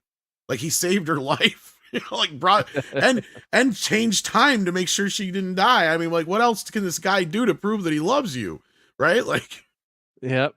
What so more I was can you like, do, I right? was putting that onus on her or whatever the first time I saw it. And then now I'm seeing it like, oh, okay. Cause somebody else said the same thing to me the other time. And I think what happened was the scene where I must have mixed up the one scene where, Xavier's sister, I always forget her damn name. Cassandra, yeah. Cassandra, yep. Yeah, I always mix up where she put the words in her mouth, right? It's like, okay, so that's what it was. Yeah, duh. It's like, you'll never amount to anything. If you amount to anything, yeah. You'll never fucking matter. That's what she says, yeah. And I did like that. I did like the second movie, but watching what you said and paying attention to what you said, I'm like, the kid is annoying, but I think part of that is his hero's quest too, in terms of doing something, even though the kid is not a great kid. I didn't care for the actor in general though too. No, but the character, everything is bad. And watching, I didn't like him in the Godzilla movie either, but I'm glad that he wasn't in it much. I'm like Tom is right, definitely right on this one. I mean, he's it's you're I didn't notice as much until you pointed it out. I'm like, yeah, this kid is a real dickwad. I mean, he's just it's kind of like weird. I mean, I'm only vaguely remembering the film, but I'm like trying to remember exactly why even Deadpool got involved with him in the first place and stuff. And the kid, that was the only reason was he's when Vanessa dies, then he's totally lost, and Colossus recruits him to be an X-Men trainee. Yeah, so I think it was just he picked up on what was, we got to be careful. And I think it just felt forced to me. I think that was part of the problem too. Yeah, and he instantly knew that the kid was being taken advantage of. Yeah. It's like, that was a little bit, there should have been a scene in between there to kind of hash that out more. Well, they could have. Well, and it's almost like they forgot from the first movie. And here's the one thing from the first movie that I felt like they just kind of disregarded and ignored since then, was the movie opens up, and even though he's a merc and he does all this horrible shit, a lot of the stuff he does is because he likes the people that he's doing it for, right? Like, he like an A-team, X-rated A-team. Kind of like, I mean, and they kind of forgot that he used to do these jobs like this, like, where he goes and tells the one boy, the stalker guy, to leave the one chick alone, and stuff like that. So like, there's just those little kind of things that they forgot that it could have been something like that, right? Like you said, like it was like this kid that he kept running into, and he started to figure out things were going on through his little, jobs that he was doing or something like that. Because you're right, it just kind of feels like the kids dropped into the story for no good reason. Cable just kind of feels very forced into it too. And I know that's part of the reason why he gets involved. But again, it's been, that many years, 5 years or whatever now since I've watched the movie. And it just for some reason after watching it, I felt really, it just didn't make me feel as good as I felt when I watched the first film. And then I did watch the extended cut or whatever when it came out on video. So that would have been the last time I watched it. And even then, I think I remember saying the extended cut was a little bit better. But that was because I think it added more Deadpool stuff without the kid. Yeah. Like it's like more stuff on the front end, I think, of what it was. But yeah. The Colossus stuff is phenomenal though in that movie, and I do like what's her name, Negasonic Teenage Warhead with her girlfriend. Yeah. I mean, she's good. She is gorgeous too. I gotta say, she's really really pretty, but she just, her whole character is just hysterical. I think. Trade names. Yeah, from the first movie. And Domino, and what did he call the dead? Well, he called it X-Force, right? X-Force dies in that movie. And they were bring part them of back. the team. Yeah, I was Special Forces. Oh, and I was the founder of X-Force. So what happened to that? Well, they say gravity, but we all know they tested poorly, especially Cable. Yeah. So I mean, that was hysterical. And then Rob Delaney, what's his character, Peter, or and then Peter, yeah, he's fun in this one too. I love he's Peter. hysterical. He's a great comedian, and just enjoy my Peter. So the good thing is about Deadpool, they pull, they pull in all these characters again, and into the third movie. It's tied together. You don't get Cable again, but the cameos were good. Yeah, and God, seeing Blade, people went nuts, and Blade was there. Of course, if you haven't seen it by now, you got to know that Johnny Storm is in it, not Captain America. So people went ballistic, like they saw that it was, Chris Evans, and then they're like, it's Cap, and then all of a sudden he says, because they're hiding his uniform, they say flame on. My God, our theater went totally ballistic. It was awesome. Well, the person I saw it with had totally forgot. See, I did my best not to give them any real spoilers going into it. I kind of told them the broad overview of the story, and I'm like, you really got to kind of be up to speed with this. This is predicated on the fact that Fox was bought by Disney, and then there was, I kind of gave them that kind of breakdown so they could kind of understand some of the meta humor. Because that was one thing I did notice this time out. Like, same thing with the first time. Like, depending on the joke, like the more meta the joke, the less people laughed. Like, there were some jokes the first time and this time where I was the only person laughing, right? But that's because I was clearly the only one who got the joke. But then, like, there's a few jokes that worked really well throughout. But like, and they did not know that, or they forgot that Chris Evans had played Johnny Storm before. Yeah, so long ago, right? So it worked for them in the surprise, and I'm like, yeah, I know it sucks because somebody ruined it for me. But yeah, so it's kind of cool to see the movie kind of through somebody else's eyes again too. And they really enjoyed it, so that also helped the experience. Yeah, and it's fun to watch with the movie. In a movie theater, people are going nuts. Like I saw Temple of Doom with opening night, which is the packed house. I think that was one of my first time I'd seen, gone to a premiere like that, where there was a lot of hype about, the next Indiana Jones movie coming out. And God, that was just one of the best times in the movie theater, because it was just so damn exciting to see. I mean, I know there's people, there's things people don't like about that movie, but God damn, that was just so much fun to see that opening night and that opening number. It's like, God, it was just a phenomenal time. I'll never forget. Never forget. Anything Goes. Just blew me away. That opening scene. And of course, or jumping out of the airplane with the raft, right? All right. That was kind of my introduction to Indiana Jones growing up, because I was born in 1980. So like, I mean, I just remember them hyping the hell out of Temple of Doom. So like, to me, Temple of Doom was my first, like, everything I associate with Indiana Jones kind of comes from there. And I just remember that being so hyped up everywhere on everything. I remember there's always trailers and stuff for it on everything. And Well, I know, Tom, you got to get out of here soon, but I want to do, if you can stick around for another 5 minutes. A few more minutes. Yeah, I just wanted to give you a heads up that I can't stay as late. Yeah, no, and we all got to go to work in the morning too. So let me. I do want to show some of the money that it's fun to. We got a movie expert here too to talk about this kind of stuff. So one thing I'm a nitpicker on is adjusted for inflation. So I just want to say that this is me freaking bonkers. So I mean, adjusted for inflation, I'm sure like Godfather or something like that's probably number one. It's I think it's Exorcist, but just to compare, or Exorcist, that makes sense. Yeah. But Deadpool and Wolverine, okay, so it's making a buttload of money, and 824 million so far, and and we're talking R movies here too. So right. Deadpool, so Deadpool, the first one made 782, Deadpool 2 785. Hugh Jackman's going to be playing Wolverine again, folks. Marvel is going to be tossing that money towards him. I know that till you're 90. The joke, yeah. And when he said he was not going to play Wolverine anymore, they had a cake for him, and the big, the Logan send off, and it was well done. And I do, we always talk, clobbering times, our buddy. He really did not like Logan, but I love that movie. I think it was a great movie. I know it's a dissection of the superhero, which he really Yeah, I despised. can understand, but it's one of the better ones. Yeah. Yeah, but it's there's flaws in it. But God, I just love that opening scene when he's changing the tire in his limo. Mm-hmm. And those guys try to take him out. It's like, I mean, maybe to hijack Wolverine's car, right? That won't end so well. Wolverine, maybe we want to see Logan, limo driver, Uber driver. It was one of the few of the comic book films of this era that I would argue was Oscar worthy, where it should have got some sort of nominations and didn't. Like, I mean, fuck Black Panther and all that shit. Not even close. Yeah. No, like Dark Knight, I understood.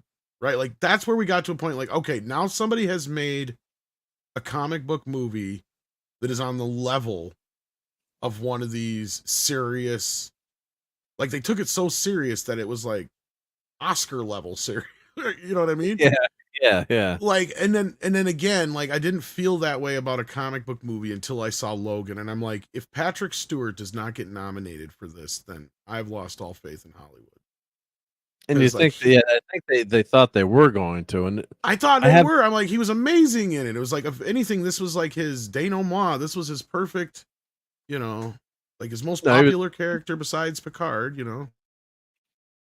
He was great in that, and it was tragic too. I mean, it's the end of it's the end of your life, end of life story. Well, if anybody who's ever had a grandparent or parent who dealt with like Alzheimer's or dementia, it really hits you. Yeah, and I mean, it is, because it's just a sad, tragic story, and that's why it works for me. Is you don't need all the Hulk business. I mean, sure, it's cool to have for like the fans. If you want to do a movie like that, it'd be cool to see. Yeah, I'd love to see like a Planet Hulk movie and all those kind of things legit. Yeah. But sometimes you just kind of got to go, look, we got to just kind of. I understand where a movie adaptation is different than a film adaptation, and I have my friends who, I wouldn't say Klobby was in this arena. He understood. You got to adapt things sometimes, but like I had my, I've had diehard friends where like they hated all the X-Men movies. They hate them, flat out hate them. Yeah, too. It's like, why? Because they're not like the comics. It's like, what do you mean they're not like the comics? Like, because they're not this. And it's like, do you realize how ridiculous it would be? Like, and I think that's what I love about having Remy and yeah. And then actually, he worked this gambit for that scene. I'm like, his powers. I mean, people love seeing his powers. Yeah, but I mean, the accent. I mean, come on. You and I both know that damn well if they'd actually made a 2-hour movie of that, he was never going to have that thick of an accent through the whole movie. No way. They play it up for the joke. In fact, somebody actually put out what the subtitles were for it. Like a lot of when he's griping and you can't hear what he's saying, he's like, I don't know why you're complaining. You're the one who wrote these words, Deadpool. Like, maybe you should have gave me subtitles so you could understand what's coming out of my mouth. Like, that's what he's saying. They're playing the joke. Yeah.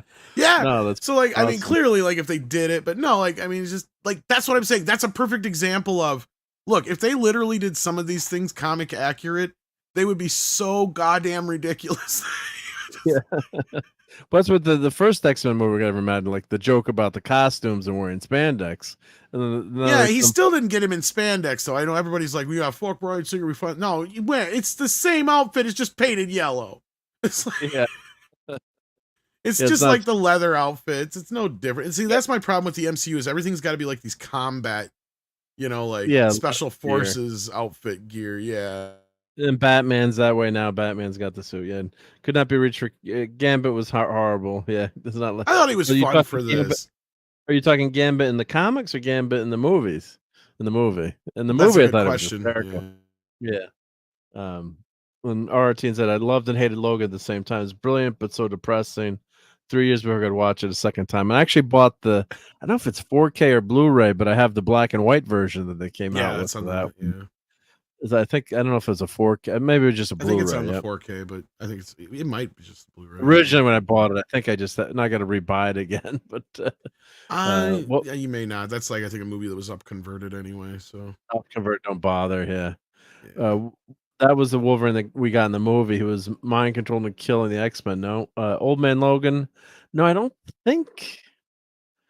No, I don't think that's the same. No, he the just old man failed.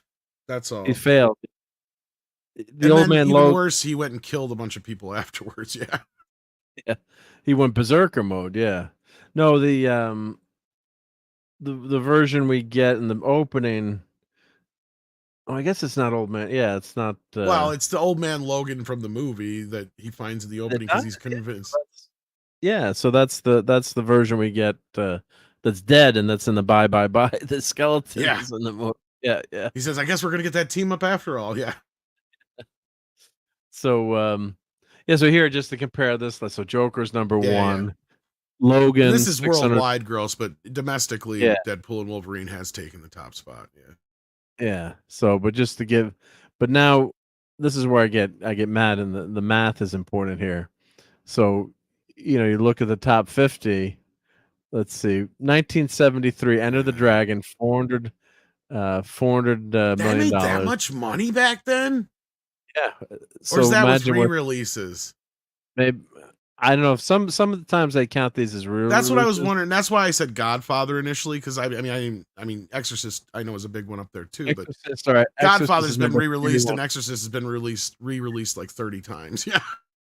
So, and Terminator 2 Judgment Day made $515 million. All right, so now we're gonna go to what the movies are with inflation, right? Yeah. So The Exorcist, okay. Exorcist number one. They don't give you the dollar value. Yeah, but what difference does it make at this Godfather. point? Yeah, These Beverly are Hills billion-plus dollar movies at this point. Yeah. Yeah, Blazing Saddles. Yeah, this Animal sounds House, right. This looks right. right? So This Passion makes of the Christ, sense. 20 years ago. So they're saying they beat Passion of the Christ, but we don't do a lot of politics here. But thanks Joe Biden, my dollar ain't going that far anymore. So Passion of the Christ is number 6. Or Rocky Horror, I don't know how you quantify that. That's gotta be re-releases because that flopped on its first release. Yeah. I bet. Yeah, but it's still total gross. And I think they count that mainly because there was one theater that still showed it every weekend since it came out and never stopped. Never stopped, right? Yeah, yeah. So so here One Flew Over the Cuckoo's Nest. So these all-time great movies. MASH makes sense too, yeah. So none of the Passion of the Christ is the only movie that's recent. Well, and you got to keep in mind the R rating came about in what was it, the end of the 60s or the beginning of the 70s? I can't remember when. So like that's why a lot of these movies are that way. But yeah. So it's just and then of course you look at if you go rated for inflation here, all time, Gone with the Wind is by far always will. Yeah.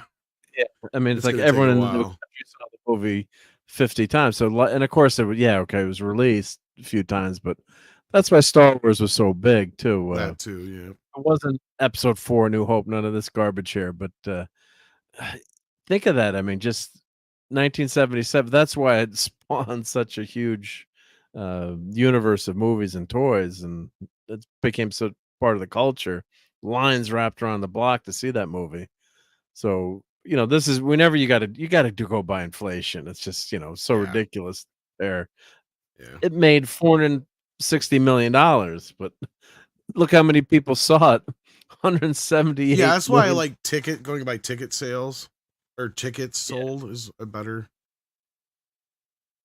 Yeah. So that's 200 million people in 1939. Of course, this is re-released. What was the population of the U.S. in 1939? 150 million people. I'm guessing. That's just a wild guess. Yeah. But yeah. So that was a thing back then. I mean, what are you gonna do? We didn't even have television when Gone with the Wind came out. So yeah.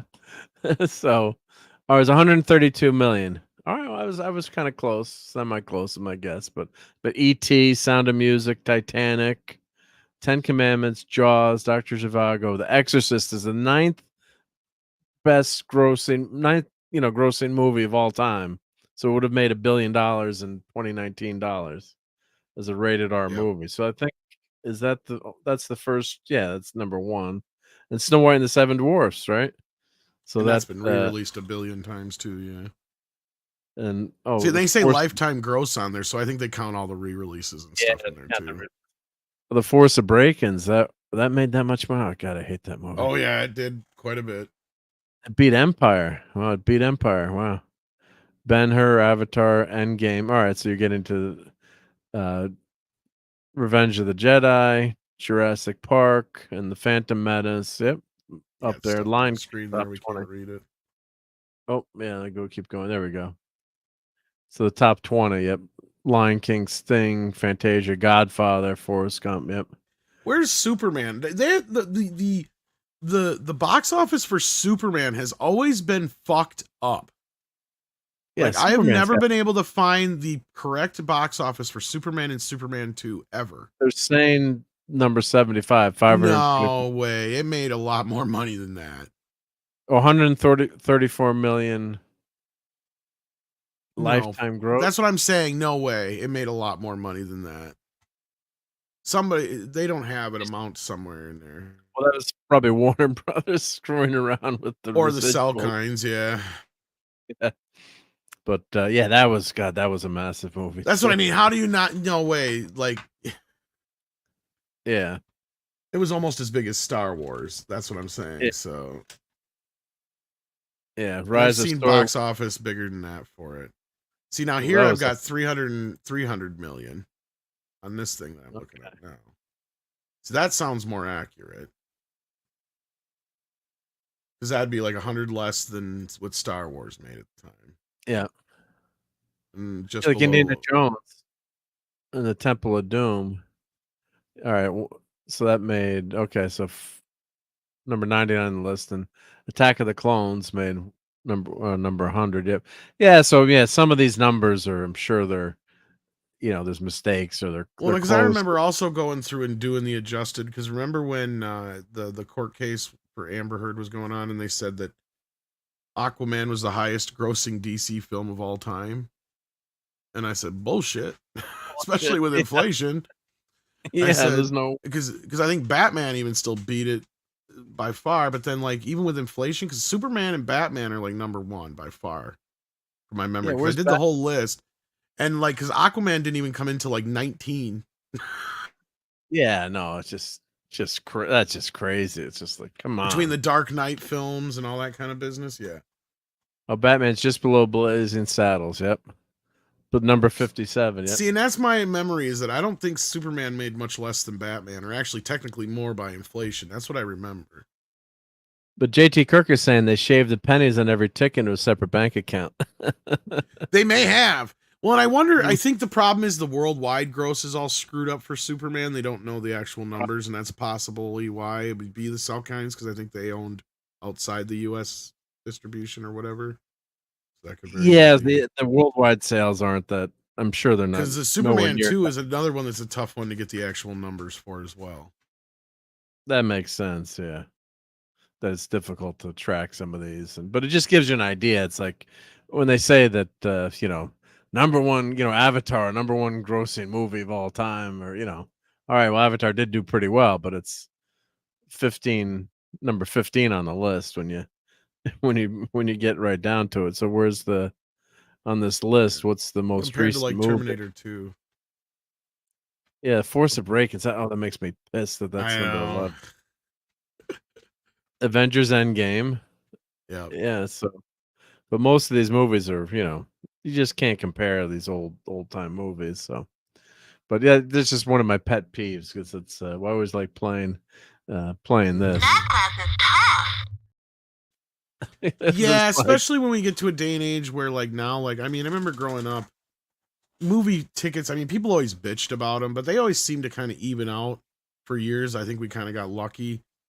And then all of a sudden they started jumping up again here in the last few years, especially in the era of, the MCU films and the 3D era and all that kind of stuff after post Avatar. But it's like a lot of times when they're like highest grossing this, that, like, no way, because ticket prices are so high now. How can you even figure compared to movies $20 for me to go to a movie now. Oh, hell, the Stephen Ernst. Yep.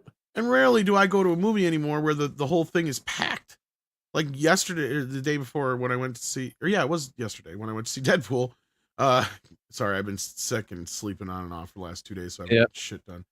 That's part of the reason I got to go soon. But like, Yeah, no, it was the most packed I've been in a theater in a while. It's like I remember going to see movies all the time as a kid, and we were like elbow to elbow packed. Oh God, you were like sardines in the movie theater. Like seeing like Home Alone or Independence Day was like, and Roger Rabbit, like there was not a seat left in the house. In fact, I remember during Independence Day, I remember even saying like, can they even have this many people in this theater? Because I swear there was people standing in the There's a back. fire, we're gonna die. Yeah. Like, yeah, I was like, there's like people standing in the back and shit. I don't think this is legal. Yeah. But that was too when you didn't know what if you're getting into the movie, so you'd go early. So I think maybe today people know if they've got a ticket or not, so they don't bother or they don't worry. Well, as and I much. noticed Like, people like, yeah, because like now that you can get your seats, the one thing I noticed is like if you look at every Fandango, especially like with look at like Deadpool now, it's like all the middle section seats, all the good seats are bought, but nobody's buying all the shit seats. So you just can't wait for really get another a show. sold out show. Yeah. Well, this movie, Deadpool and Wolverine is the first time I've been to a sold out show in years. I mean, maybe Endgame and when Marvel was big would sell out, but this was there was not one seat at the I think 3 Endgame o'clock. was pretty packed, and the first showing of Star Wars was that I went to the Force Awakens. Yeah, that was packed too. But I mean, back in the day, it was get off my lawn stuff. But you'd go, you'd wait online in the movie theater. You didn't even know if you were going to get into the movie theater. You'd be outside. You're like, oh God, I hope I get in. I hope I get in. I hope I get in. And Well, that's why they were called blockbusters. That's where the term came from, because they literally had blocks of people lined up. Yeah. Around the block, right? Yeah. Around the block, yeah. And now the receipts are reserved too, so you don't even have to go, which is great. I mean, but like I went a half hour late to the Wolverine movie because Deadpool movie because and they added extra previews to that movie too, the Bastages. So we had that's what they did at my theater too, because when I first went, I think they had like 2 screens that were showing it, one 3D, one standard, and then by the time I got there, I think you were there when we did a review. I think I said this. Like there was like 2 other theaters that I know of that were showing anything else. And that was the only reason I know they were showing Twisters still, is because there was 2 little old ladies there that were there to see Twisters. But otherwise, nothing else was showing anything but Wolverine and Deadpool. I think one theater had Inside Out 2 showing, but I don't know if anybody was in it. Everything was Deadpool and Wolverine. Everything was Deadpool and Wolverine by the time I got there. Yeah. Yeah, RT and Z said, remember lining up for 3 hours to see Return of the Jedi. And the last time I remember that happening was Joker. Because I went to see the premiere of Joker, and there was only 2 screens showing Joker. And they had a bunch of I can't remember what the other movies were out at that time, but I think Captain Marvel might have been out at that time for some reason, or either Captain Marvel or Black Panther was out at that time. Yeah. Maybe it was Captain Marvel. Because I remember, by the time I got to the theater, and they actually had the big like marquee thing when you walk in, where they have all the movies, and literally everything was Joker, Joker, Joker, Joker, Joker, Joker, Joker, Joker, Captain Marvel, Joker, Joker, Joker. Yeah. For some reason, that's why I remember. I think it was Captain Marvel. I don't know why, but it was like they couldn't, or it was some Disney movie. It was whatever they couldn't drop. So I remember mentioning it to them at the ticket booth. I'm like, we do. They're like, we would have switched it for Joker, but we can't. Under contract, right? Yep. Yep. It was because it was a Disney movie. It was whatever Disney movie was out at that time. That's all I remember. But it was just a fun time. I'd go to all the Star Trek movies early, and that was a fun part of it too. Was waiting online, and hanging out with people. Like I would go like 4 or 5 hours early to see the movies. And then I remember when I think then by the time Generations, there still was a little bit of line, but then when you got to the last movie, Nemesis, it's like I'm like my Star Trek buddy. I'm like, Bill, there's no one here. No one in this movie. We're like actually ended up being a couple minutes late. We missed part of the the Beastie Boys segment or whatever they had or it wasn't was it Beastie, or when they had the off-roading, the quads or whatever, the Nemesis, that ridiculous. It's not scene. Beastie Boys, but it's kind of the same kind of thing. Yeah. The Dune buggies. Buggies. Even though we have anti-grav and can float, we're gonna go on dune buggies. I think Nemesis is the only one I didn't see in theaters. I'm trying to remember if I did or not. I don't remember if I saw it in theaters. That's how much I really don't care about that movie. Yeah, it was so bad, but like, it is the worst of the Star Trek films, hands down. One here. I mean, Hardy's good. just because he's Tom Hardy, but the character sucks. It's just a dumb. It just that was a bad story, and the things they did with. It's like, why are you killing off Data just to bring in this other version of Data that makes before like what the like it just the whole thing is just kind of like stupid. And I actually liked the one before that too, because I was like, of the TNG films, the one with the on the planet, the what was the hell was it called? Insurrection. Actually, it was more like that was more like an episode. I was just gonna say that's the most like an episode of the TNG films, right? So like I put that next to like Star Trek V, even though people hate it. It's like, yeah, but Star Trek V is kind of like the most of the movies. It's like a TV, one of the shows. Like, yeah, it just didn't have great execution, but the heart was. I don't know. I think people are extra hard on it, and I don't understand why. But the special effects are abysmal. I was watching on Twitter, and someone was actually did test footage of redoing the special effects, like the shuttlecraft crash and various effects. And of course, now you can do it cheaply. I mean, if the effects is that's it, okay, fine. But at the same time, like I thought the story's good. I thought it was fine. Yeah, it's a little Kirk heavy just because obviously Shatner's directing it. But I mean, I used to love 6 probably as one of the most of the movies until I think Klobby was one who kind of broke down some of the reasons why he didn't like it. And he's one of those people kind of like where, certain times when they bring certain things up, what he would is like, he's right. Like, he's right. Damn it. Yeah, because he ruined we joke. Like, you ruined another movie for me. God damn you, clobbering times. Yeah. But yeah, so he was right about that, but I still liked him. And 5, I remember driving home from the movie theater about 20 minutes after, like, this movie wasn't so good, but you kind of warm up to it. And if you've watched Galaxy Quest, the rock monster at the end of Galaxy Quest is supposed to be the monster on the planet. They didn't have the special effects budget to do it, or the tech. Gotcha. So that was a spoof, a meta spoof. And I've just learned over the last few years, like I've finally seen that footage and stuff. Like I mean, remember they had some of it on the DVD. But yeah, that's test footage. Yeah, that they're trying to do. But the movie has a Star Trek heart, and of course the the scene on the campfire scene, and that's what makes those characters so special. So I get the not liking it, but who didn't have one of those Star Trek marshmallow dispensers as a kid though? I still have mine on my shelf right behind me. I was gonna say, I think you've shown it before, yeah. Before I won't. So you can roast marshmallows with your friends. And actually, in the novel, McCoy changes marshmallow in the computer to marshmallows to mess up Spock.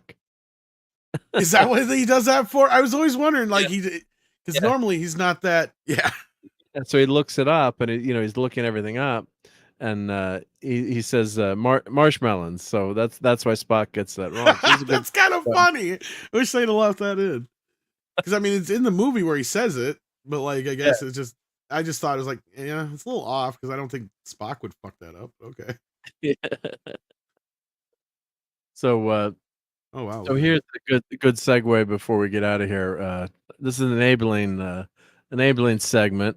So here we go. So this is the new Tomy here we go, do enable.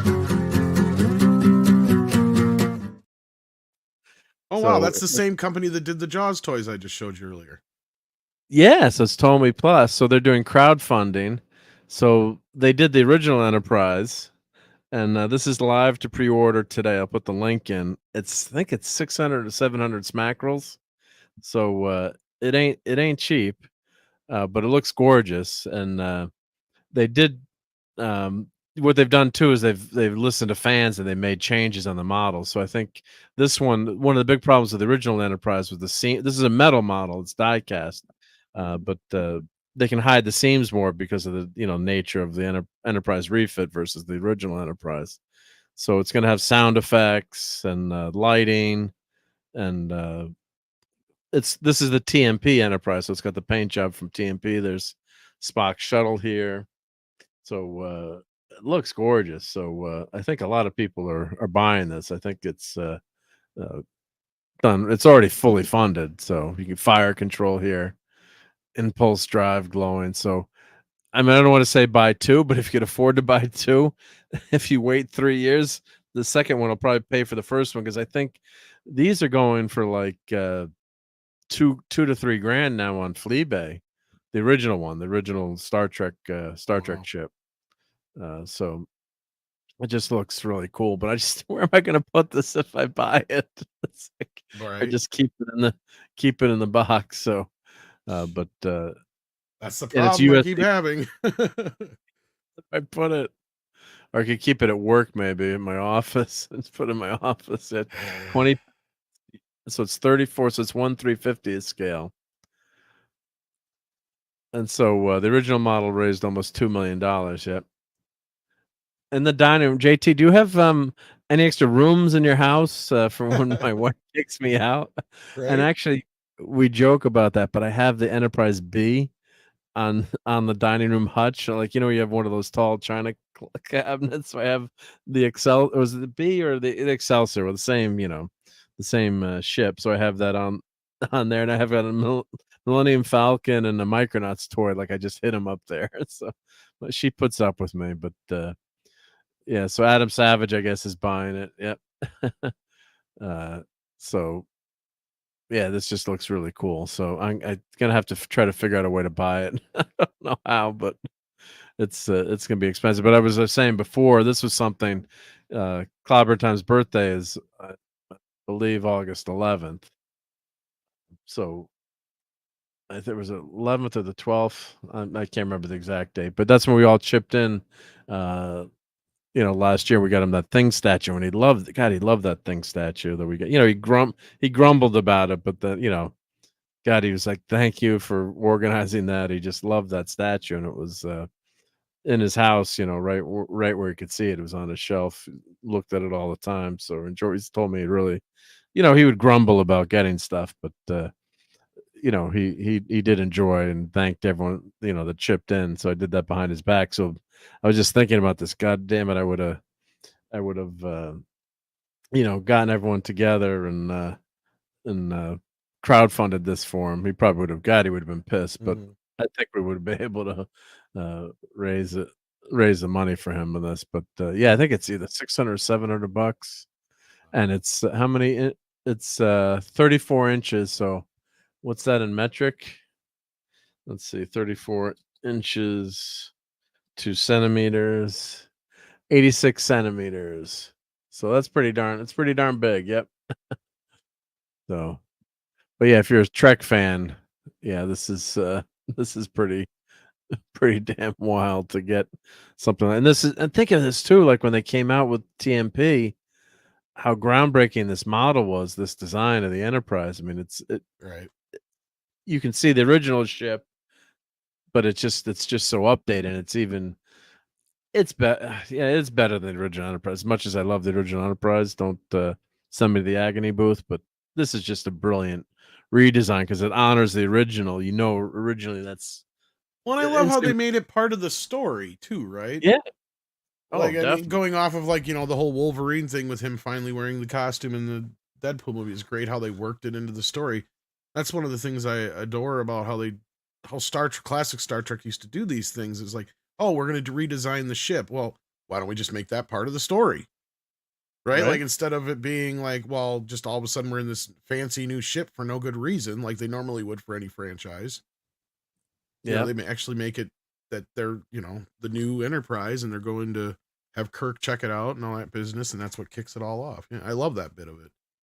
Yeah, just the TMP is just such a great movie. I know people don't like it. Yeah, and Steven says, I like it. And I've honestly been wanting to watch it in just kind of like it's just been tough for me to watch it because of Clobby and thinking about him so much. But yeah, it's one of the movie I've been wanting to watch again and again. Oh, we did a watch party years ago when the 4K came. Well, 2 years, not years. When the 4K came out, we did a watch party, and then we talked about the movie for quite a bit after, me, Raquel, and Clobbering Times. I'm pretty sure I listened to that stream because I like I said, I associate that quite a bit with him because I know he and I talked about it quite a bit too, about the different versions and what versions we liked and didn't like, the changes and the changes. Yeah, I like that they finally put the television version on there in 4K, and they actually fixed the special effects in the one scene, and that's all they really did. Because I actually prefer that version almost to the other director's edition. Like I Well, was that's talking to him that's about the one I that. just rewatched. Yeah, I watched that version. They fixed the scene with the Kirk leaving Yep. spaceship because they showed it on TV. You could see they just put it on TV. I guess hope that people would notice that you could see all the special effects, weren't finished. You could see like the rigging and stuff. The scaffolding, I think, and stuff like that. and Yeah. stuff, yeah. On that scene. So, but God, that was such a cool event when TMP came out. God, we went nuts when that movie came. We were like, oh, motion picture is going to be on TV, and they're going to add scenes to it, and it was a big deal. I remember the TV guide ads, and Well, and that's the yeah, version I grew up with, right? Like, I mean, because they released that. I don't know if they released it on video every time or just one time, but that was the version I had. Growing up, because I had tape it or just tape it off TV. no, it was like they released it once, and like it was in this set with like I don't even know if I think only Star Trek 1 through 4 or 5 had only been out at that point, because like the way the box set works, you know how they used to have the Enterprise on the side where you put all the videos together. It was kind of like that, but it was a smaller version of it before they must have had 6 or something like that out or whatever, because it just had those, and then it had the television cut of Star Trek 1. And the picture on the cover was different than the other covers because it wasn't the movie poster, right? It was like just literally this square picture of the crew in their blue or their grayish blue uniforms, or whatever you want to call it, just standing there, and underneath it said special edition cut or whatever it was. It was like that 2.5, 3 hour cut of the movie with that crap scene. Yeah, right. Yeah, still on it, and it's really all and special longer edition version. Yeah. Am I on crack? But like, I don't know if they ever did. They did it on VHS and Laserdisc. Okay, yeah, okay. So I was gonna say, I don't know if it was just one time or they did it several times, but that's the version I grew up with. I never saw the theatrical version until Blu-ray, actually. And I'm like watching the movie. I'm like, this kind of sucks without all the other stuff in it. Well, I do love the director's edition, but it's nice to have all these different versions on like Star Wars where you're stuck. Well, I don't like how they messed with the director's edition for this version, and that's kind of where I was disappointed. Okay. Because there's a few shots and bits they messed with, and that at least you have the choice, though. You have the choice, right? Yeah, and I love it because not only that can you watch the TV version with the finished special effects scene, and you can actually watch it without it if you wanted to, too. Right? I don't know if you noticed that. Yeah. So, I'm catching up to the chat here. Yep. But we got RRT and Z with a super chat. So I think we got to definitely play some Star Trek clips for that. Because of Club, I gave Enterprise a second chance, and now I love it. Hated Faith of the Heart at first, but it grows on me. Now I love it too. Yeah, it's a good song. It doesn't maybe fit exactly with Star Trek, maybe an instrumental. But I think when they try to speed it up later on, it actually takes away from the song. Just like I was gonna say, I hate the redo version they did in what was it, the 3rd and 4th season or whatever. Like the original version was better, yeah. But I see where fans at the time it would have been jarring. Yeah, but the montage in the beginning is phenomenal, and the words do kind of match, but it's it's just a miss there. But yeah, you give it a chance and see if you like it. So let's play a few Star Trek clips for RT and Z for that super chat here. Brain and brain, what is brain? Captain, I see no reason to stand here and be insulted. Hello, computer. Oh, that's fine. We got to do something Wrath of Khan. We got to do. Let's do a Wrath of Khan one. Yeah. Let's see. Here's. He tasks me. He tasks me, and I shall have him. Jim, be careful. We will. God, I love the writing in that. But yeah, thank you for that, RT and Z. I'm glad you gave that a shot. Yeah, don't always be open minded to things, and if you're the only person that likes it, screw everyone else, right? If you like something, who cares, right? Yeah. So, but yeah, it was a Rod Stewart. Originally, it was in Patch Adams. Patch Adams, that's right. Yeah.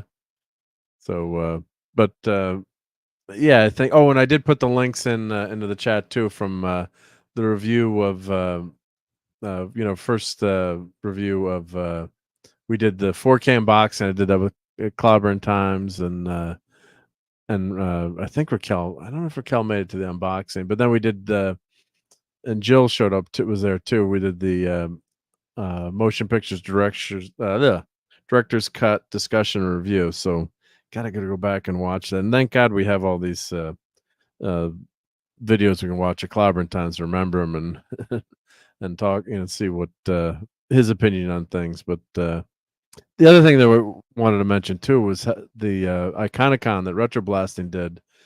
They had a panel on this movie, and you can see the guys that worked on this movie to do the director's cut and revisit it and finish it finally in 4K. A lot of the fans in the chat were saying how happy they were that that you guys finished the movie or made it, finished Robert Wise's vision. And I mean, one of the guys started to tear up at one point because he was so touched by all. I just wish they hadn't taken some liberties. That was what I was talking about earlier, because they did in the director's cut. Yeah, I wish they had just 1-to-1 what the DVD was. For some reason, they decided there's just little bits and pieces here and there that they decided to. And I think Robert Burnett broke them down quite a bit, but yeah, they added. You could see V'ger now, but the good thing is you can still. Well, no. I like the original director's edition. Right? Okay. But now the guys who did this one, since Wise is no longer with us, they actually went in and they did a few little more tweaks here and there that kind of upset some of the more nerdier of nerd fans. Like Robert Meyer Burnett broke them down, and he was kind of upset about it because he's like, why would you mess with what Robert Weiss signed off on? All you had to do is just convert that to 4K. How was that hard? And it's this revisionist bullshit that it's just little things here and there. And there's just it's just nitpicky stuff, but it's part of the reason why I still prefer the TV cut in some cases. Like, because there's one example, like in that scene where they got on the big screen and you see everybody die because V'ger comes in and he zaps them all or whatever, and Kirk's like, shut it off. Like that whole scene is completely recut differently, and it doesn't have the same impact. The way it's cut in the new director's edition, it almost makes it seem like Kirk doesn't give a shit about what just happened. He's just because they've used footage, but they're just they're changing the and it's like the way he says shut it off is just like like you normally would say shut it off to just like a normal function, instead of screaming it. Because in that version it makes a big difference. At first it's that subtle shut it off, just like this that it misses that Well, what's cool, what most people might not realize is they have multiple takes. I shouldn't say. Well, a lot of people would know that, but you have multiple takes, and the director goes back and picks. Depending on how many times the scene is shot. So they've got this footage, so then they could mess with it and change, like you said, the director's vision, and go back and say, well, I like take number 39 versus 31, but everyone's used to take 31. Yeah. So.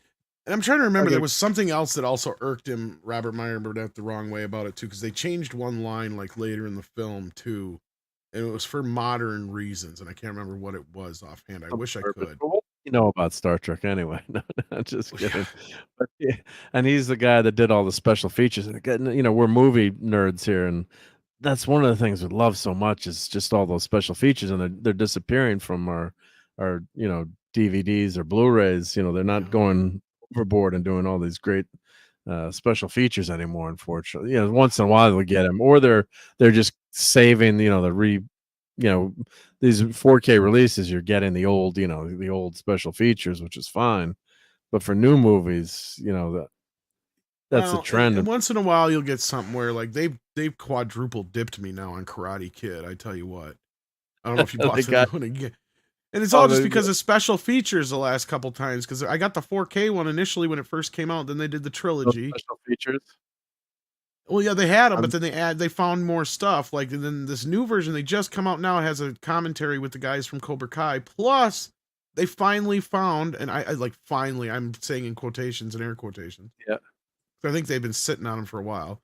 Because I know they used them in like season 3 or 4 or whatever. One of the bits in season 3 or 4. All the famous deleted scenes from Karate Kid, because there's only a couple. Because the way the movie, Yeah, and they're there, and it's the pie scene, and one of the scenes is important because it's if it hadn't been cut, it basically would have killed any chance of Cobra Kai existing. And it's the reason is because basically it's Johnny saying that he just likes being a bully, right? Like, because in the version, so like, because like he's throwing Daniel around the hallway, like literally just whipping the kid back and forth from locker to locker.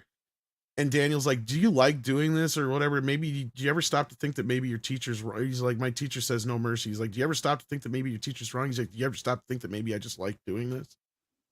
Wow. And it's like at that point, it's like if you left that scene in there, there's no way. There's no redemption for Johnny in there. There's no way you can argue that it was, a point of view kind of thing, right?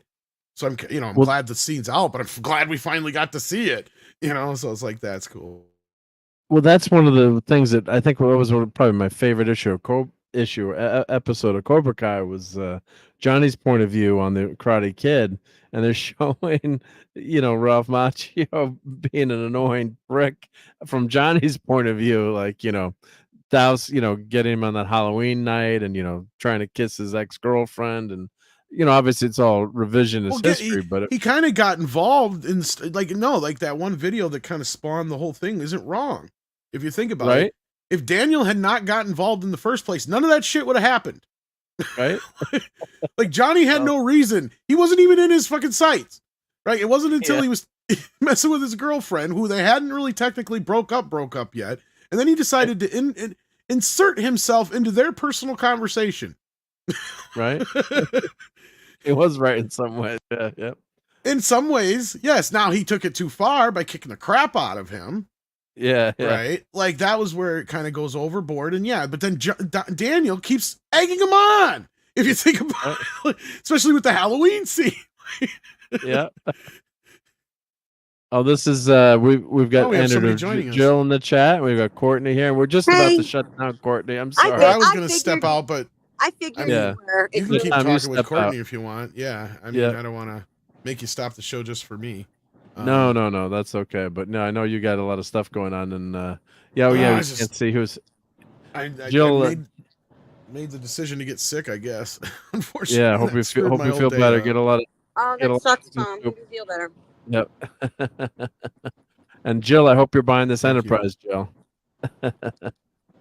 But so let me turn that camera off so people can see who I am there. Yeah, well, that's what happens too when you have the chat up. Then you can't see the names. But yeah. Oh, I had the names turned off. That's right, because I was showing showing the toys before. Yep. So the comic book. So there we go. Now you can see who everyone is. Yep. That's actually that's what one of the tweets that Gail Simone said. Critiquing modern writers, it's like they never put the name of the characters in. It's like if you picked up the comic, it's like you got to say who some of these characters are. So yeah, I know Klobby was not the biggest fan of Stan Lee, but he was right about certain things when it comes to, because we kind of use the Stan Lee method with our videos, is that every video is going to be somebody's first video, so you got to kind of break certain things down no matter what. It's the same thing in comic books. He was smart with that. It's like every comic book is some kid's first comic book, so you got to tell them who the characters are and introduce them to how they became who they are without stopping the story. Yeah, right? Absolutely. Yeah, and we used to have so many not the thought balloons, but the editor's notes and commentary in there that was just really nice to have. In the background, they would tell you what happened in old issues, and so you could see what was happening there. So did make a difference. Yep. So I think Jill is buying this Enterprise. Yeah. So, but this thing is this is gorgeous. She's definitely coveting it anyway. She's coveting it, right? Yeah. Right. So yep. But I know Courtney just popped in, but I got a big week ahead of me too. So I think we're gonna. Courtney, but I didn't want to. I stayed longer than I should have, but you did. Yeah. Hanging out with you guys. So. It's no biggie, as I said. I just saw you were still going, so I figured I'd pop back on because I know. No, we appreciate it. See you for a few minutes. No, I always appreciate it, Courtney. Yeah, yeah. So, what we got? Are you going to be on with 70s tomorrow, Courtney, in the afternoon, or on this Monday show, or? Yes, I will be on tomorrow, 3 o'clock Mountain Time, 5 o'clock Eastern, and I think we're doing just like an open kind of talk about whatever show, and those are always fun. Just a hangout show, right? So, Yep. yeah. And then I've got Toxic Tuesday coming up. I should be able to make it. I will be doing the slideshow either way. We're doing Outlaw Josie Wales. So and I got a fun story about that one. Was my wife made me watch The Crying Game, and that was one of our date night pizza And movies. you didn't know And I'm anything? like, I didn't know anything. All right, so we won't get into that. We got to be careful here what The Crying Game's about. But let's just say I know was all that there a is to typical- know about the Crying The Game, Crying Mark. Game. About Yeah, all the crying game. And it wasn't your typical Mark movie I would pick to watch. But okay, so then I'm like, I'm gonna get back at you. I'm gonna make you watch a Clint Eastwood movie.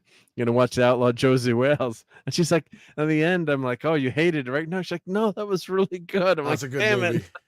Yeah, so it's a good movie. So that's my Outlaw Josie Wales story. So My mom has a great story about bringing my brother when he was 17. He's on the spectrum. He's got autism, and she just saw previews for Brokeback Mountain, thinking whatever. And she tells the funniest story. She said when they got to that scene, I can't tell you how awkward it felt to be sitting next to my 17-year-old son. I mean, son, and just she's like, we were both completely silent. Yeah. I have a funny story about that movie too. I can tell real quick. I've told it before, so I think Mark's probably heard it. But like, back when that movie first came out, like actually in theaters and stuff, before all the hype about it and all that kind of business, like it was just as far as like, I worked at a video store, and this guy would come in and he'd like slip me like Oscar screeners and other stuff like that all the time. Well, he brought in a stack of them. And he's like, well, this is this and this is the, because he would bring them in and they wouldn't have covers or nothing. They'd literally just be like the disc and they'd be white and they would say the name, or they'd even be marker written on there because they were just copies of whatever he had. Yeah. And he's like, this one's a Western with was it Jake Gyllenhaal and Heath Ledger and Jake It's a Western, right? Heath Ledger. I'm like, okay, whatever. With a bunch of other stuff he gave me at that time. So like it was something I wasn't necessarily going to get to right away. My mom asked about if there's any new movies around, and I said, "Oh, here you can have this and this, and this one's supposed to be a Western with Jake Gyllenhaal, Heath Ledger." Like 2-3 weeks go by, I think it was, not even maybe, however long it was for the hype to kind of get around about what the movie was actually about. And I'm like, oh shit. So one day I call her. I'm like, Mom, did you happen to watch that Western movie yet, the Brokeback Mountain one? She's like, yeah, it was interesting. It was interesting. Was That's it all she good? really had to say about it. Like, oh yeah, I didn't know it was what it was about. She's like, yeah, it was interesting. That's all she kept saying. Yeah, imagine sitting next to her watching it with her and not knowing. And see, the thing is, my mom is all right with so like she. My mom is too, but she just like she watched Queer Eye for the Straight Guy and all that kind of stuff. So like none of that stuff's like whatever. I think it was just the fact that you kind of should have warned her. Kind of. Well, you had no I had no idea. Well, and with the Crying Game, I went in knowing. So for me, it was like nothing. But the people I went with did not know, and that's all I'll say about that. Yeah, I remember that was one of those things where everybody's like, "Don't spoil it, don't spoil it." But yeah. RT said, yeah, well, Friday night was like pick a movie to rent, right? From 222 video. It was $2.22 to rent a video. And we'd go back and forth, and I'm like, I'm not watching this movie. And does she's anybody like, I want to remember? watch it. Oh, I'm sorry. Go ahead, Mark. I'm No, sorry. I was just gonna say, so it was, we had to go out. Really wasn't a date night, but I was, that's when I, had just first met my, I think actually we were dating and weren't Oh, so this was married. back when it first came out. I thought you meant First recently. came out, but it was a rental that came out, so we were like, okay, yeah. This is in the 90s. When did this come out? In the early 90s, or like something like that. 90. I saw it in the mid-90s, theater. Yeah, no, we didn't see it in there, but that was funny. It was funny, but I was like, but you go to, the terror of going to the video store and not being able to pick a movie too. She's like, well, I want to watch The Crying Game. So does anybody remember the cheap ripoff of that? Or not really cheap ripoff, but the more like almost more expensive ripoff of that movie with Bruce Willis? No. The Color of Night. Nobody remembers that? I don't remember that. No. Okay, yeah, it's basically like, okay, so oh god, I'm trying to remember the whole plot. but it's one of those movies that's so bad it's kind of good in a way, and it was I popular like for a those while. movies usually. It was popular for a while because you actually get to see Bruce Willis in The Buff, and he's pretty well endowed from my memory. That's funny. And so like yeah, the whole thing is, I'm trying to remember, I think he's like a psychologist, and then like he meets this woman, and they have this really hot relationship happening. And anyway, it doesn't matter. Like it's like a little murder mystery going on in the background and all this other shit. It doesn't matter because it goes off the rails when you finally find out at the end, because she keeps talking about like a brother or something like that, and then you realize she is the brother. Oh boy. So Bruce Willis this whole time. Exactly. So it was like a really poor ripoff of the. Yeah, see, it could be reached for further comment. Knows what I'm talking about. A Color of Night. It's real bad. Yep. Yeah. All right, it's on the bad movies list to watch. Yeah. It's one of those movies. It was like, yeah. Yeah, I just remember Bruce Willis. I'm trying to remember who the chick was in it, but yeah, by the end of the movie, you're just like, wait, what? No, how? Like, because it's got some steamy fucking. That's the thing. There's like that was one of those movies where they had like the early NC-17 cuts or the unrated cuts. Oh yeah, they would always show on Cinemax. Skinemax. Later nights, yeah.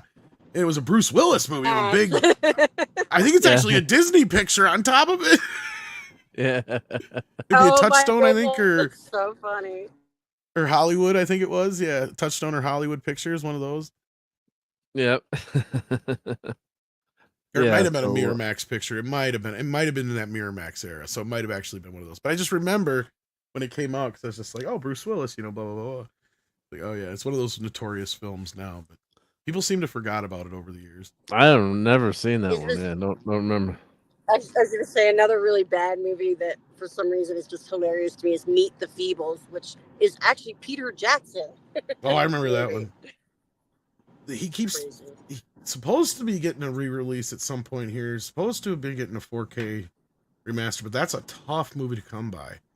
I remember trying to find that movie just to watch it.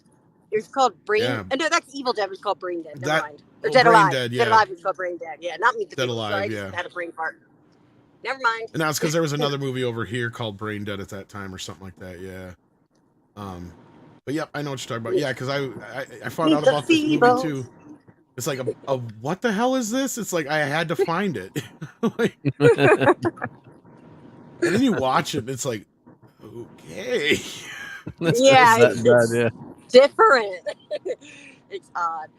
I'm gonna lose service, guys, though. So if I do, I'm just saying. Yeah, I think we're getting out of here. Oh, we were gonna get out of here now. Yeah, we were having too much fun. That's what always happens. I get off on tangents. Don't get me on tangents. No, but it's all fun. Yeah, that's all great. I appreciate having you guys hanging out.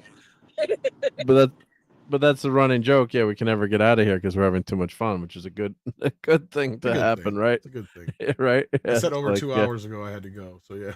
Like that means we're having fun, right? Yeah, it's like I can't believe I'm stuck on this channel.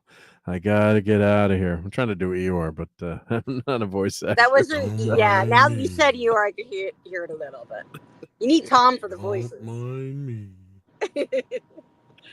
Nobody likes me. I might as well go eat worms. Oh, Eeyore always made me so sad. I loved it. I lost my tail again. Yep, I hate losing my tail. Yep. But well, Courtney, if you're gonna lose signal, but yeah, everyone check out Courtney on 70s tomorrow in the afternoon. I put that link in, and of course, everyone's subbed to Tom here, I'm sure. But let me put Tom's link in just in case, right? Or if you're lurking and you're just listening for the first time, make sure you check out Tom on Midnight's Edge and Midnight's Edge After Dark and Mead Radio. Sub to Tom if you haven't, and sub to me too if you haven't, if you're here. But yeah, why not, right? I'll put the plug in. Make sure you're still subbed. That's another problem with. Oh, that's true. Yeah, sometimes you do get unsubbed. Yeah, you got to check. So especially if you happen to come here from like X or something like that, make sure you're still subbed. Yeah. There's a lot of our regulars that tell us, I don't know, there's not a week that goes by, at least, if not days, where I have somebody say, "Oh, I have not gotten any alerts for this. You guys have been doing that. Oh, I didn't see this. What the heck's going?" You know, like, so even if you are subscribed, you'd be surprised how often YouTube just doesn't alert you. Yeah, you don't get. You know what I try to do? I try to go to my favorite channels and then go to the live tab, and then when it says up and coming, like I did that with, I always do that with Jill's shows, or your shows, or whoever I want to not miss, and then just add, notify me, and that seems. Oh, we lost Courtney, but that seems to work when you do that. Like if you actually go to the YouTube homepage, but sometimes it doesn't show up. Some of your channels too that you like, your subscriptions. Is like, why is Tom not showing up here? Or you got to scroll through or search or look. It can be annoying too. But yeah, you just, and that's why it's good to do a show. I think at the same time every. Like YouTube is like, even though we're pretty consistent with meat, I swear they're just they don't want you to do well. Yeah, well, and that just reminds me, I got to go back and then try and get monetization back on one of our videos. They're just they knock it off. Yeah, they knock it off. Yeah, they knock it off the best. Just So, but when if you like cars, I've been doing a lot of. I finally finished doing the some of the car show videos. I had stopped, with Clobber Times passing. I hadn't been doing as many videos, but if you are a fan of old cars, British cars, or go check out some of those shorts. And yeah, so we're gonna get out of here. I'm not gonna shout everyone out, but I just want to thank, of course, JT Kirk for his super chat and our TNZ. And let's just see who's active in the chat now, and we'll do that just so we can't call everyone out. I should try to, but I used to love doing that game with Clobber Times, trying to figure out who was in the who do we miss, right? But we've got entered Jill, Brian Hepburn could not be reached for further comment. JT Kirk, Oliver Belmonte, RobAltis, RT and Z, San Lee, and Stephen Ernst. That's what YouTube is telling me active in the chat. But big shout out to Pat S, Shrimp Lightning, for hanging out with me earlier, and shout out to Dad Man. Hope he's staying safe in Florida. I know they got that big storm coming, and he's hopefully he's on the other side of the state. I think hopefully it's not going to be too bad, but could be annoying. And everyone's saying feel better, Tom. So hope you get some chicken soup, Tom, and don't watch Star Trek Discovery. Maybe I'll finally get around to watching TMP.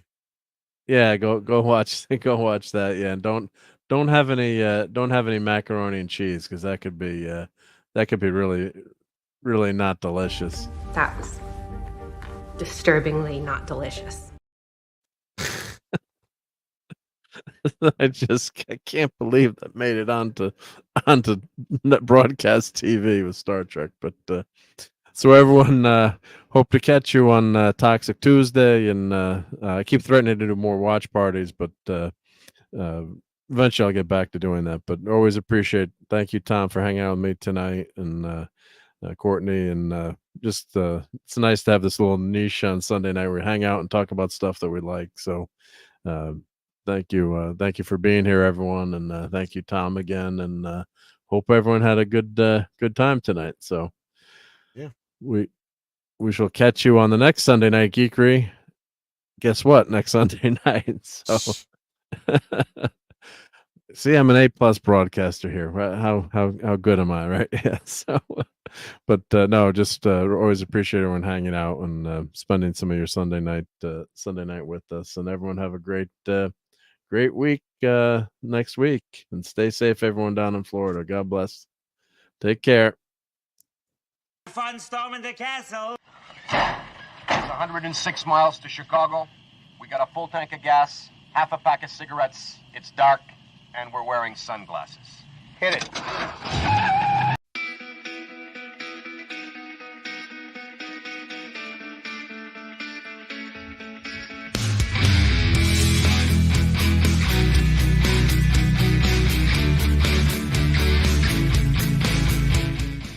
You're still here? It's over. Go home.